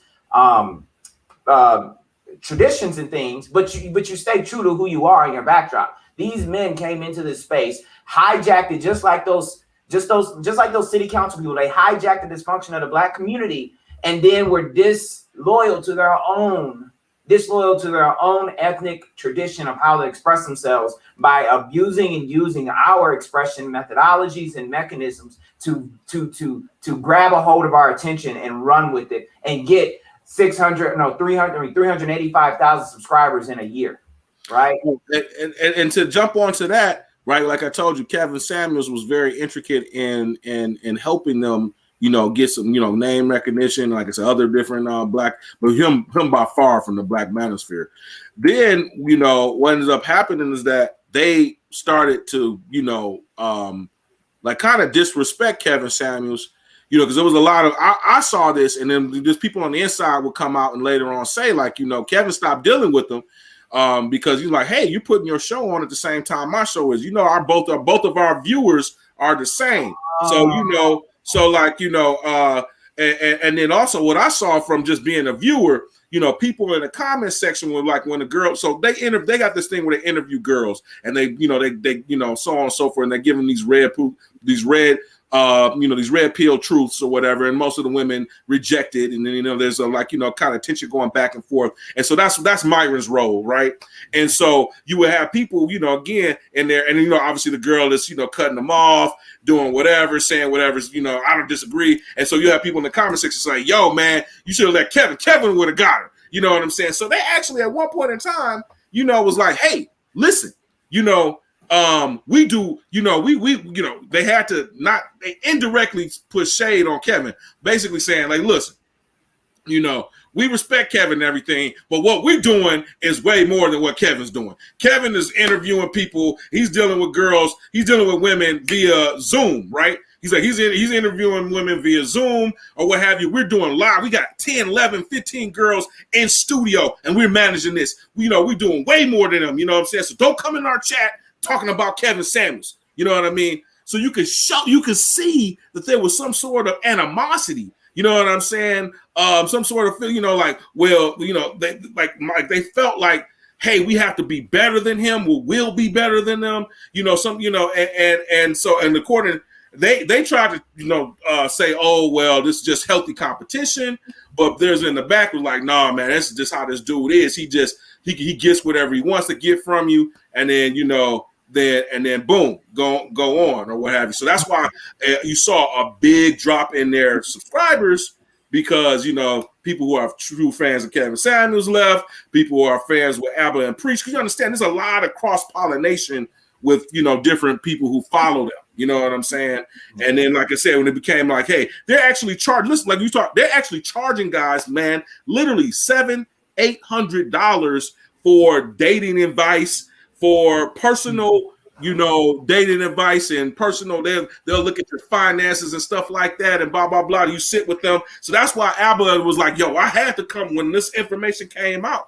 I had to put this out there, because it's like, bro, you're not practicing what you're preaching. You know what I mean? You're preaching it to, and then you're doing this to an unsuspecting, audience that really believes in what you're saying. But like you said, and it was crazy. So they actually went. So in another show, actually interviewed what they ended up calling a fresh and fit stand, and where this guy, they sent their minions to a lady that was accusing him of, harassing her or saying using his clout in order for her to get on the show. He had to get sex. So he sent his fans out to attack her, and one of the guys actually came on camera. Literally came on camera, was like, yo, I'm about that. Like he said, yeah, he was like, I feel like everything that they do is good. And that she was trying to bring down the podcast. And I felt like this was the best direct way for her to get attention, because he was like, F you this and blah, blah, blah. And he was standing behind it. And guess what? He's a Caribbean dude. Not Caribbean, he's Nigerian. Because he ended up coming back later on and apologizing, right? You know what I'm saying? So all this dysfunction has a black male face to it, though. That was the part that I wanted to focus on, is that here it is. Damn near everyone that was involved, one of their members, one of the people that used to mess with Fresh and Fit, you actually get the girls on the after hours show. They had a falling out, and then he actually showed up live or during the taping and threatened to, beat them up. And Myra had a gun. Bro, we talking about that type of level of violence. You know what I'm saying? That was going on, that type of level of dysfunction, right? Who's going to wear that? Who's going to wear that, bro? But the black men. You know what I'm saying? And being that they're affiliated with the Black Manosphere space, all of this is being thrown upon that space. And so it took O'Shea Duke Jackson, who's from California, who's a freedman, you know what I'm saying, to disassociate, from Fresh and Fit and say, hey, they not the Black Manosphere. You know what I'm saying? These guys were going against Kevin Samuels. They not us. You know what I'm saying? So on and so forth. They their own thing. You know what I mean? They're not with us. But you know what I mean? But at the end of the day, the world is looking, I'm saying, the popular people are looking at this and saying, this is us. They speak in English and they're using our terms. And they're using our vernacular. You know what I'm saying? That's the reason why I really feel like this is, staying true to my conspiracy brother name. Like, this is what I feel like. It's an opportunity to demonize black males who have an interest in trying to build a place for black males to be able to come together and join in with each other, whether the ideas are uniformly agreeable to me or not, right? Kevin Samuel says things that I don't agree with, that I think are completely off base, but I believe he should have the right to have a space for him to do that. And if other men feel like the things he says apply to their life, they should be able to listen, right? But when you have a man who's essentially trying to use his position within this space for sexual purposes, right? To essentially sexually abuse, sexually coerce women, then it makes us all look bad, right?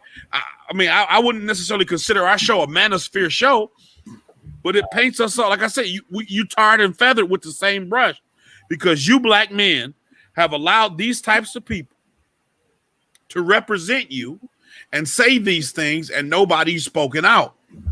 It's the same at the political level. And it's crazy because it ties so much better together than I thought at the beginning of the conversation, because it just shows the need for us to have a fence around our culture, because so much of black culture, and I said this in the pop-up, so much of black American culture is commercially successful globally.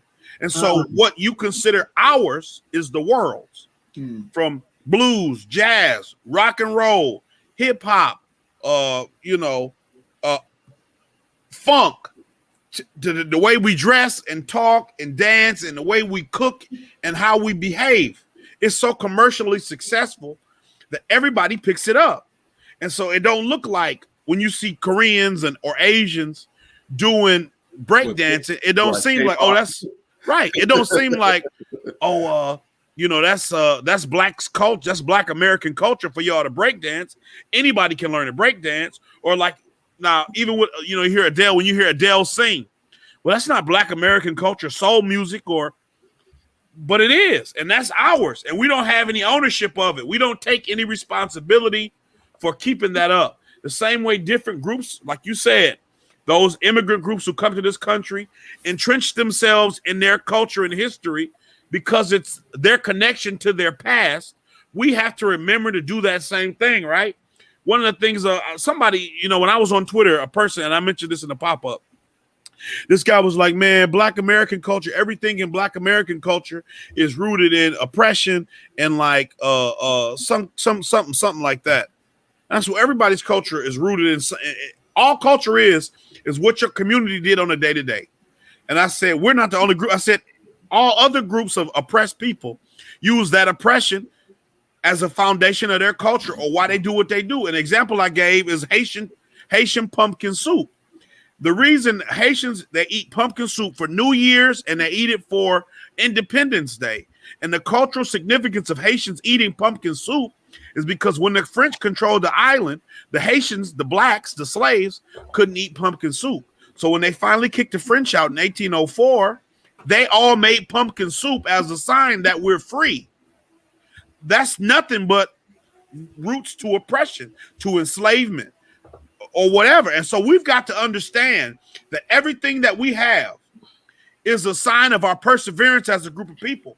They've been trying to kill us at every turn for 400 years. We've outlived our usefulness at least 100 years to this country, and we're still here. And we have to be able to be happy with that we're here. We still here.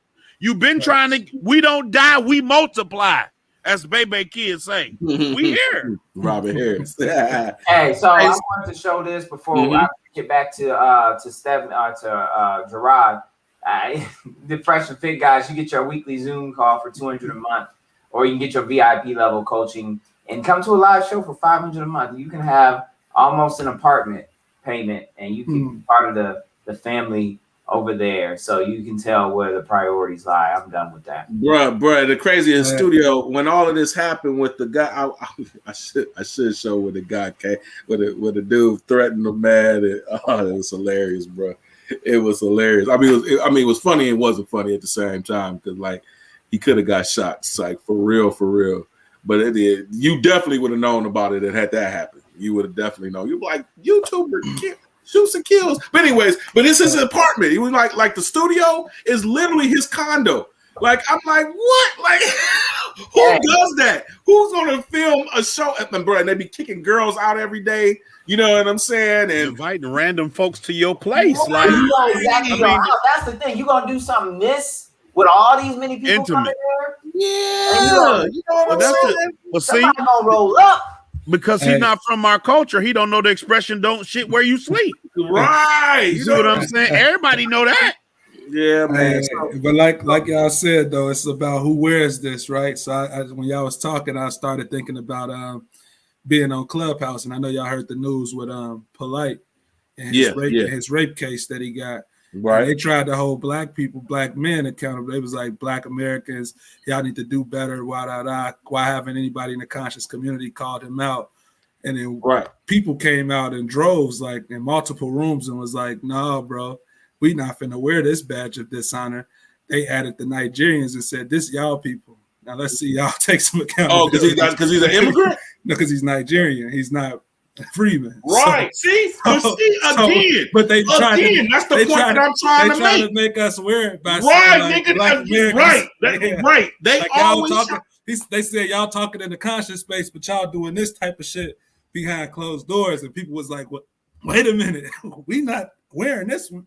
Y'all can wear it." Yeah. But, we already got our own issues. We recognize it. But we saying we're not finna get painted for every black-skinned person who has being messed up ethics or morals or are monsters. That's exactly what it was. So, yeah, and that's exactly. So this clip, I'm gonna explain this clip real quick. This is this is a Afro-Latino woman. So previously she was on a panel with Donovan Sharp, the guy that I was telling you that Myron, and he's in the black pill space. I'm sorry, the red pill space, the manosphere space, or what have you. Him and Myron are pretty cool. So they got it.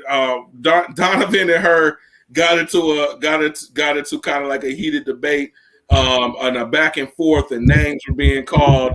Really, Donovan just knows how to get under women's skin, and I find it hilarious, man. So she was triggered. And so, because he didn't call her any names, but besides like baby and boo boo and stuff like that, right? so she was like, "Oh, you want me to call? Okay." Well, she was like, "No," because her name is Jen, and so Donovan had referred to her a few times as Miss or Baby or something like that. And so, she got upset. She was like, can you refer to me as Jen? That's my name. You know what I mean? And he was like, nah, that'll be impossible for me to do, baby, boo-boo. So then she was like, well, then you a bitch ass nigga. You know what I mean? Now, what? So I was like, whoa, wait up. Now you classify as Afro-Latina. You know what I'm saying? And then people were coming in the comments, was like, yo, she got a whole video on her channel about how we should get rid of the nigga word. So, so we'll play this real quick. A clip of it. Where am I? Lead attorney. Okay. So I just gave you kind of like the context behind this. Yes, I can hear you. Thank you so much. Thank you for coming on. You heard what the other gentleman had said, and I absolutely want to give you a chance to respond to that. Definitely. I'm trying. I'll do my best to be concise. I'm on my phone right now. I'm not home. First things first, I don't know that guy. He doesn't know me. He sounds like a Tariq Nasheed minion. I think I mentioned before on your show that Tariq Nasheed went to my Instagram page, took a soundbite of something I said, and then created content, which is what a lot of these guys do, as you know. They'll take a soundbite and then make 2-3 hour show, even though it has absolutely nothing to do with your narrative or what you said. The scab comment, I will double down. I am not backsliding. I said specifically, I said to black people, black Americans, because there's a difference, right? There's Latinos that say they're black. Everybody has a different definition for everything, like I said before. The videos are still up. I haven't deleted anything. He said Anglo-Saxons. I have never done a panel with a white person, if that's what he meant. I have never let anybody talk to me sideways. You guys know me enough to know, do you really think that I was on anybody's panel and they talk sideways to me and I didn't say anything? Do you really think that from what you've got to pick off and put you through the pain over and over and over? Because she ain't black, right? I specifically said to black people, stop wearing your blackness like a scab that you let any person pick off and put you through the pain over and over and over again. Stop wearing your blackness in this country like a scab. Be thicker than that. Be stronger than that. I still stick by my words. I will not change it. What Tariq Nasheed did was took that soundbite and said, she said blackness is a scab. She said blackness is a scab. Is not new. I didn't just invent that last week. Afro-Latinos have existed since the slave trade. Okay, my father aesthetically would look like a regular black African American man. My mother is more of a Spaniard Latina. That's why I look the way I look. So I'm not that. It's funny that people are saying she's saying the word black, but she Yes, you don't own. I mean the word nigga. I'm sorry. You don't own the word nigga. And yes, I do have a video. My very first video on my channel is trying to get rid of the word nigga. And let's be clear, okay? I am born and raised in the South Bronx. My entire family is Black and Latin. I have said the word nigga since I could walk. I stopped saying it, okay, because I didn't like it, because I grew up and I felt there was a better way that we can address each other, whether it's a term of endearment or otherwise. Because people think, well, we changed the word, we made it a term of endearment. That's bullshit. Because when you're pissed off at somebody like I was, what do? Bitch ass nigga, fuck boy nigga. You a dumb nigga. You a stupid nigga. So the word hasn't really changed completely to be a term of endearment. And I said, you know what? And it's gonna sound corny. One time I was watching Oprah and she said I could know again. So yes, my first video on my channel, my vocabulary since I was a toddler growing up in the Bronx. My family is both Black and Hispanic. It is part of my vocabulary as much as it's part of yours, as much as it's part of African American. The cultural differences are there, whether we like it or not. I would never say I am a Black American woman. That is not how I am. Not a Black American woman. I am an Afro-Latina. I grew up in a Hispanic home. A Black American woman would tell you the same. I said. So then what's the difference with conversation? For instance, today you started with, I think that guy was mimicking an ape. That comes from your experiences, right? He could have been mimicking a caveman, but your interpretation was, no, he's mimicking an ape, right? No. I said, this is what it could be to me, but I'm putting it forth to you. You guys make the decision, right? How do I know? You guys, this is what it looks like to me. You guys make the decision. In fact, I used the word jury. I said, you guys decide. You are the jury. That's what I said. So then what's the difference when I make a video saying, stop wearing your Blackness like a scab and letting people pick it off? I don't think, I'm not sure. Let me back up. I'm not sure if you haven't seen the beginning of this. Well, you might not understand the context. The context isn't the scab comment. In the last video, some people had a problem with you calling Donovan Sharp a nigga. That's where it came from. The only person that mentioned the scab comment was this the last gentleman that was on. So it seemed, but I didn't know about the scab comment, and I didn't know about this whole you making a video saying that no one should use the N-word. I just knew that you classified yourself as Afro-Latina. But now, so I thought you were kind of inclusive. But now it seems like you're saying, no, you Black people need to stop doing this. Everyone needs to stop saying the N-word. You Black people need to stop doing this. And then you turn around and call a Black man a nigger. Yeah, but the way you're wording it, right? You're villainizing my words now. That's what you're doing. You called the Black man a nigger. Listen to how that sounds. Listen to how that sounds. Your words. Yes, you are. Listen to how that sounds. Okay? Is it not a fact? Wait. Okay, let's take a step back. Let's take a step back because you're talking about villainizing. You're labeling, right? Is it a fact or is it not a fact that you called a Black man a nigger? It is a fact that I called a Black man a bitch-ass nigger.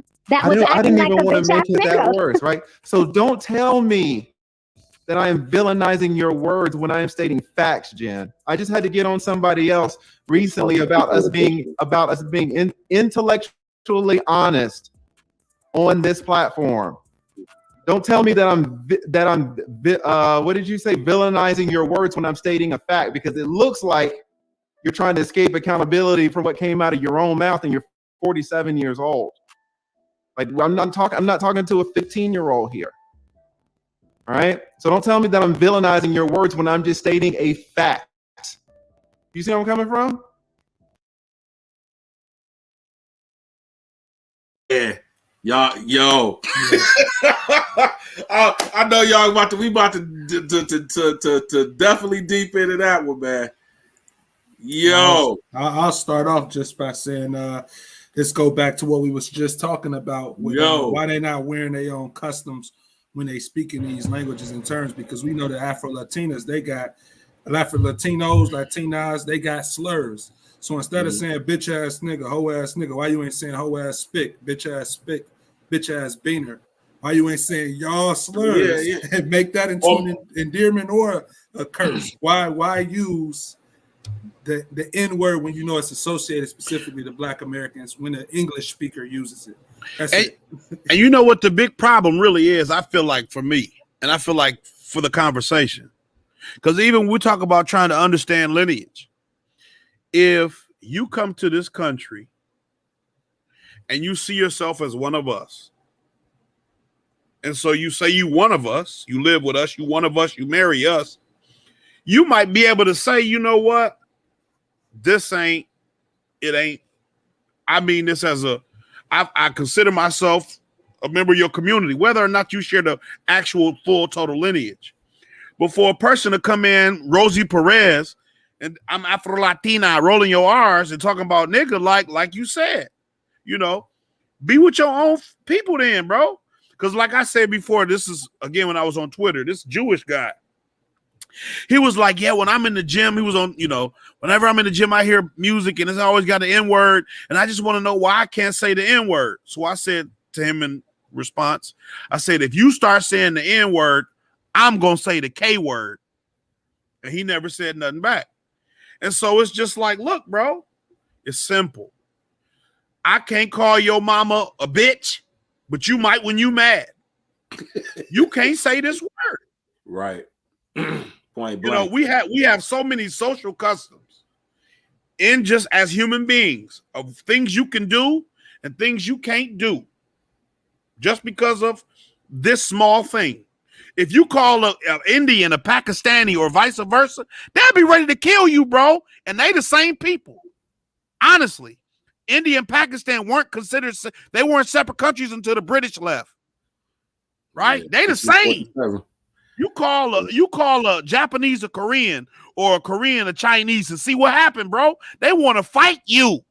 You call a Mexican a Puerto Rican, they want to fight you. You call a Dominican a Puerto Rican, they want to fight you, bro.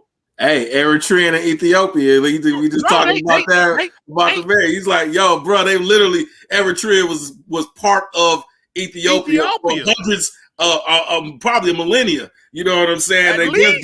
They just broke off like in the late 80s. You know what I'm saying? About it. They still fighting about it. Exactly, right? Bro. You know? So comment that she made on the scabs, though, it ain't make sense. Like, well, it doesn't make sense. And then he trying to stand on it. Yeah. My color ain't a scab, bro. What are you look at the hypocrisy of the shit, though. Look at the hypocrisy of the shit, right?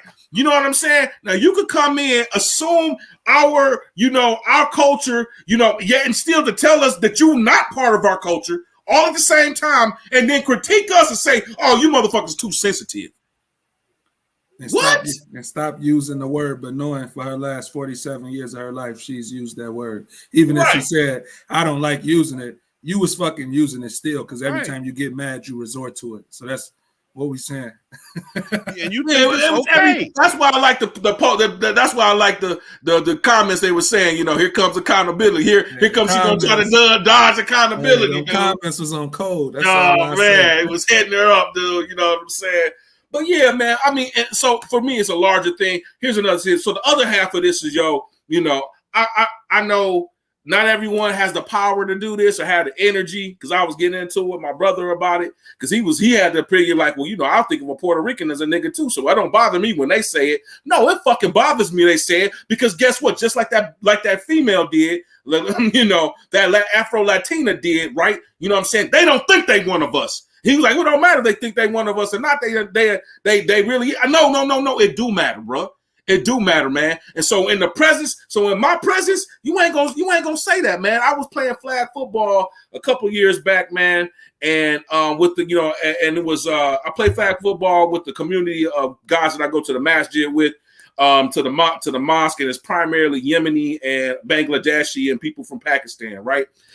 So these are all, so they had because I was in that league around my mosque, they know guys in Hamtramck, so they have, and once a year they have this tournament. One of the guys put it on, and they have a flag football tournament or what have you. So we're all there at the park in Hamtramck, right? Off of Conant, and so we're down there. And so I had invited my wife's cousin's husband. Was just me, and we were the only two black guys there, or what have you. We're waiting for them to come set up and blah blah blah. So there's a lot of guys. Some guys I knew, a lot of guys I didn't know. It was kind of more the larger Hamtramck community. You know what I'm saying?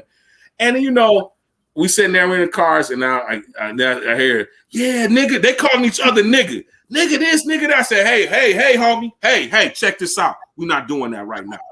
We ain't doing that today, dude. Like, no, we ain't gonna be doing that shit for real, straight up. You know what I'm saying? And of course, it was an awkward ass moment.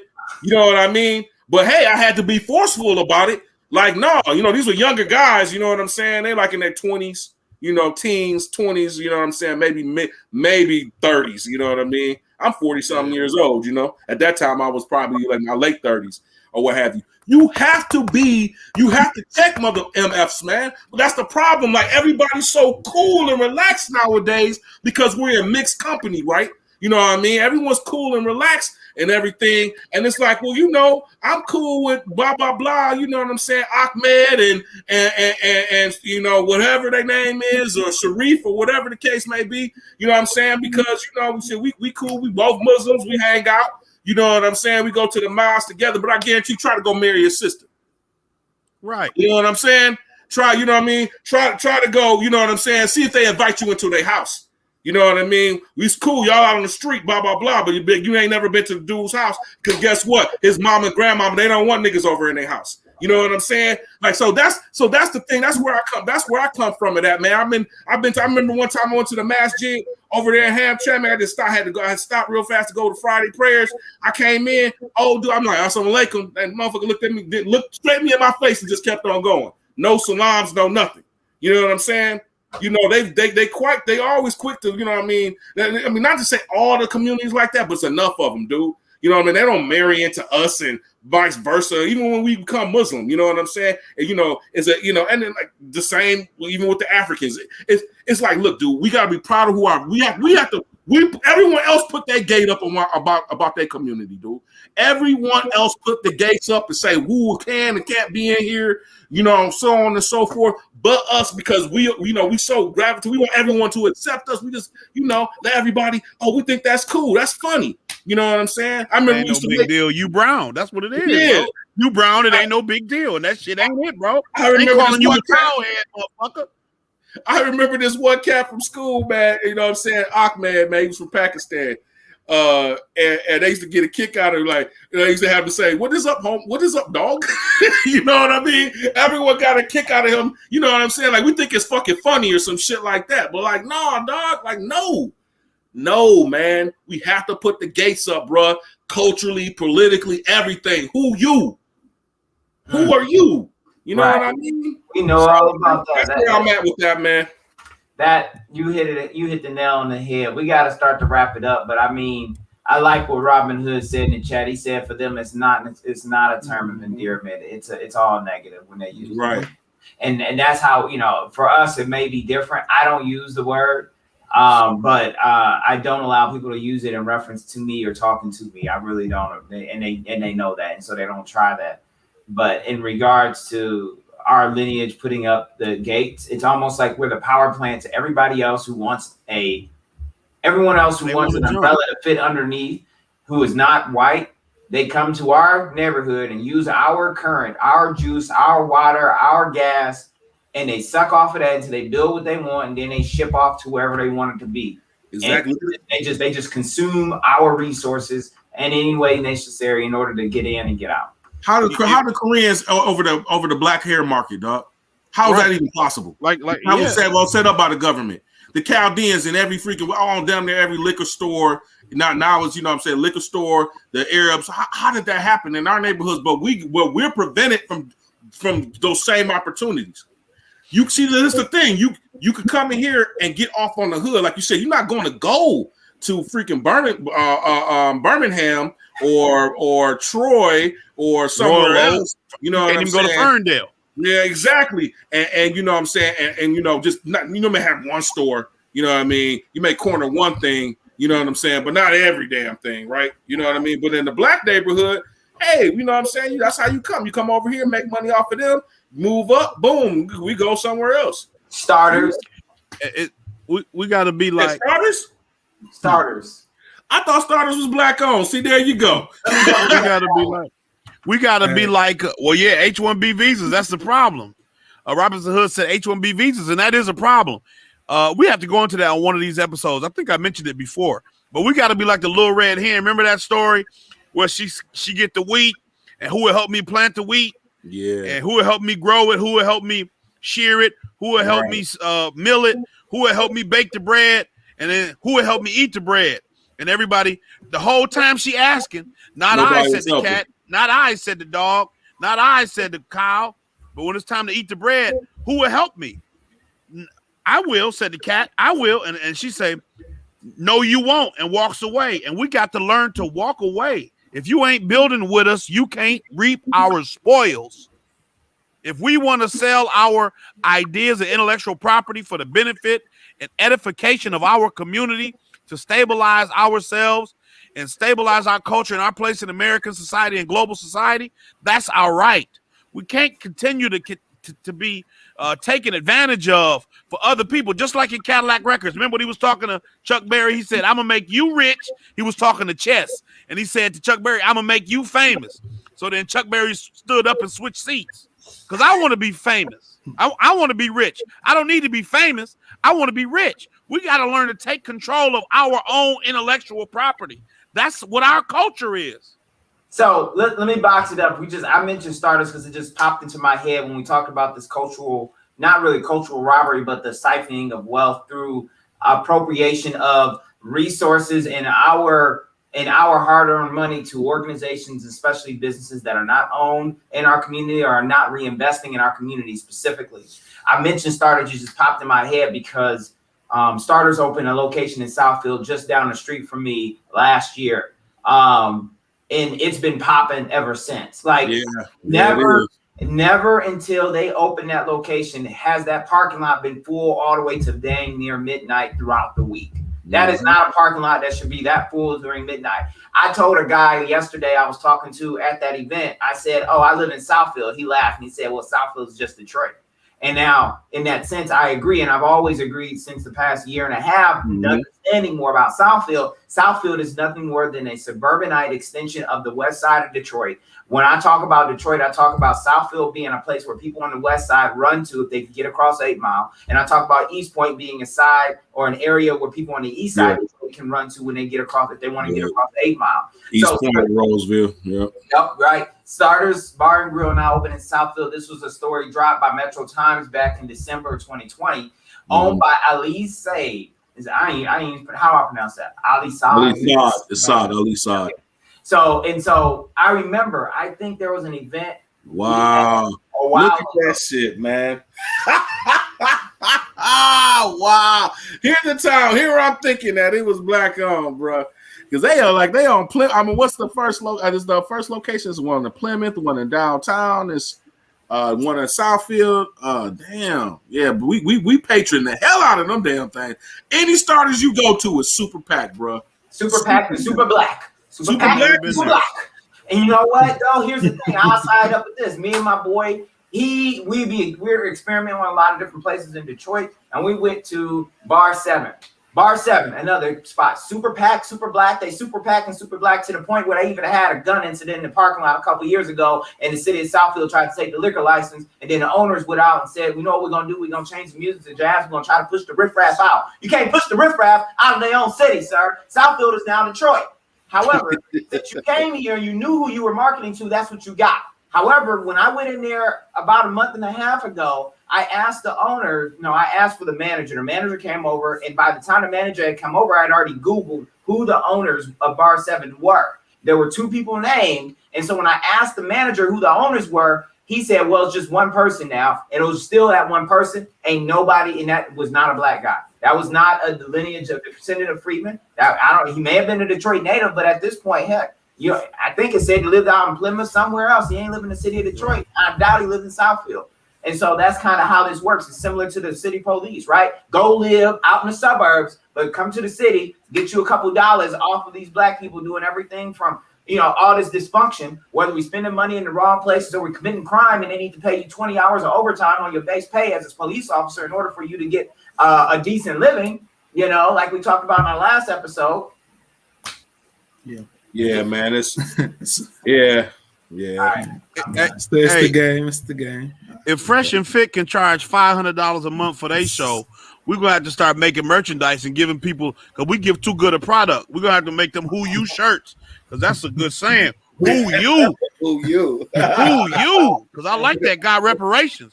Who you? Who you? Nigga, who?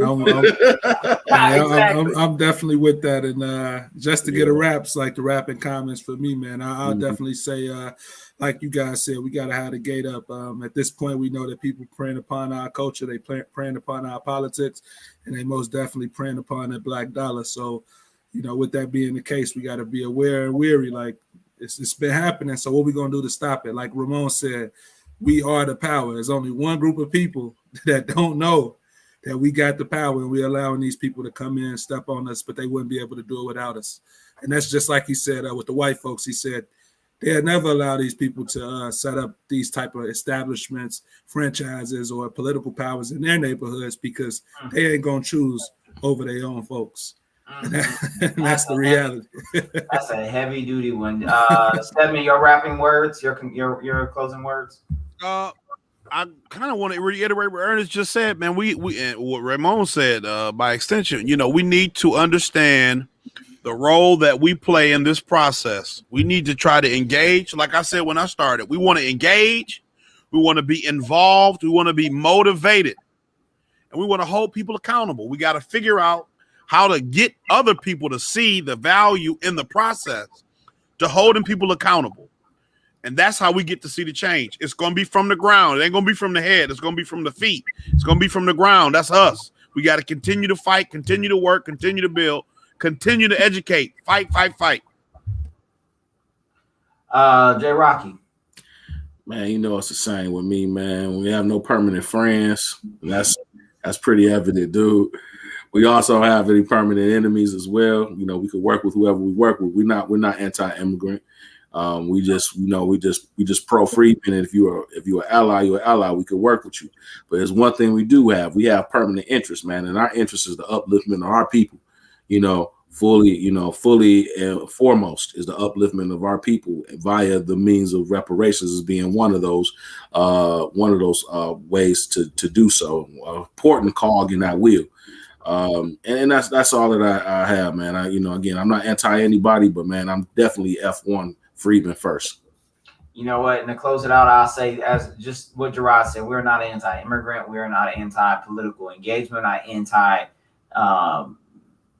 just for the sake of, we're not anti, the governor or the lieutenant governor per se. It's all about policy, politics, and that is what comes first. So if you're not serving that, then you're gonna get called out, right? And that's what has to happen. And Black people don't call people out, and that's part of our problem. We call people out after it's too late, or we're not even engaged to begin with, prevent those folks from getting into place. So then you end up with our headline story, which was for today, the corruption in the FBI raid of 2 Detroit City Council members, on top of the existing ongoings with other 2 and 3 City Council members, right? No one's been critical, and everyone thinks that we can do for self and just work on this within our neighborhoods and on our own blocks.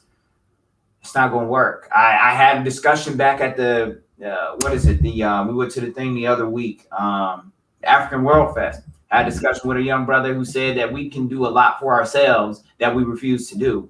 The only thing that we need to be focused on doing for ourselves, that's the first and foremost, besides the basic triage of making sure people get to school and eat every day, is getting involved in these politics so we can make sure we're getting paid and we're getting the things that we need in order to do for ourselves in any way, shape, or form. We can't even open up and sustain businesses. I think the lieutenant governor said it best. He said that he said it without saying it. He basically said that black businesses are undercapitalized. We've been knew this. This man is using talking points from the movement that we've been in for years.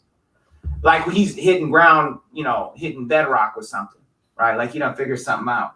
But no shade, but the reality is this is nothing new, and we need everyone to get on the bus and start doing the work, or we're gonna be on a bus that's not going anywhere. It's gonna be upside down, and eventually we're not gonna own the bus we're sitting on. We're gonna be paying rent for it. Anyway, y'all, we out. Freeman Collective. Peace and reparations. I like that. Peace and reparations. Reparations. Reparations.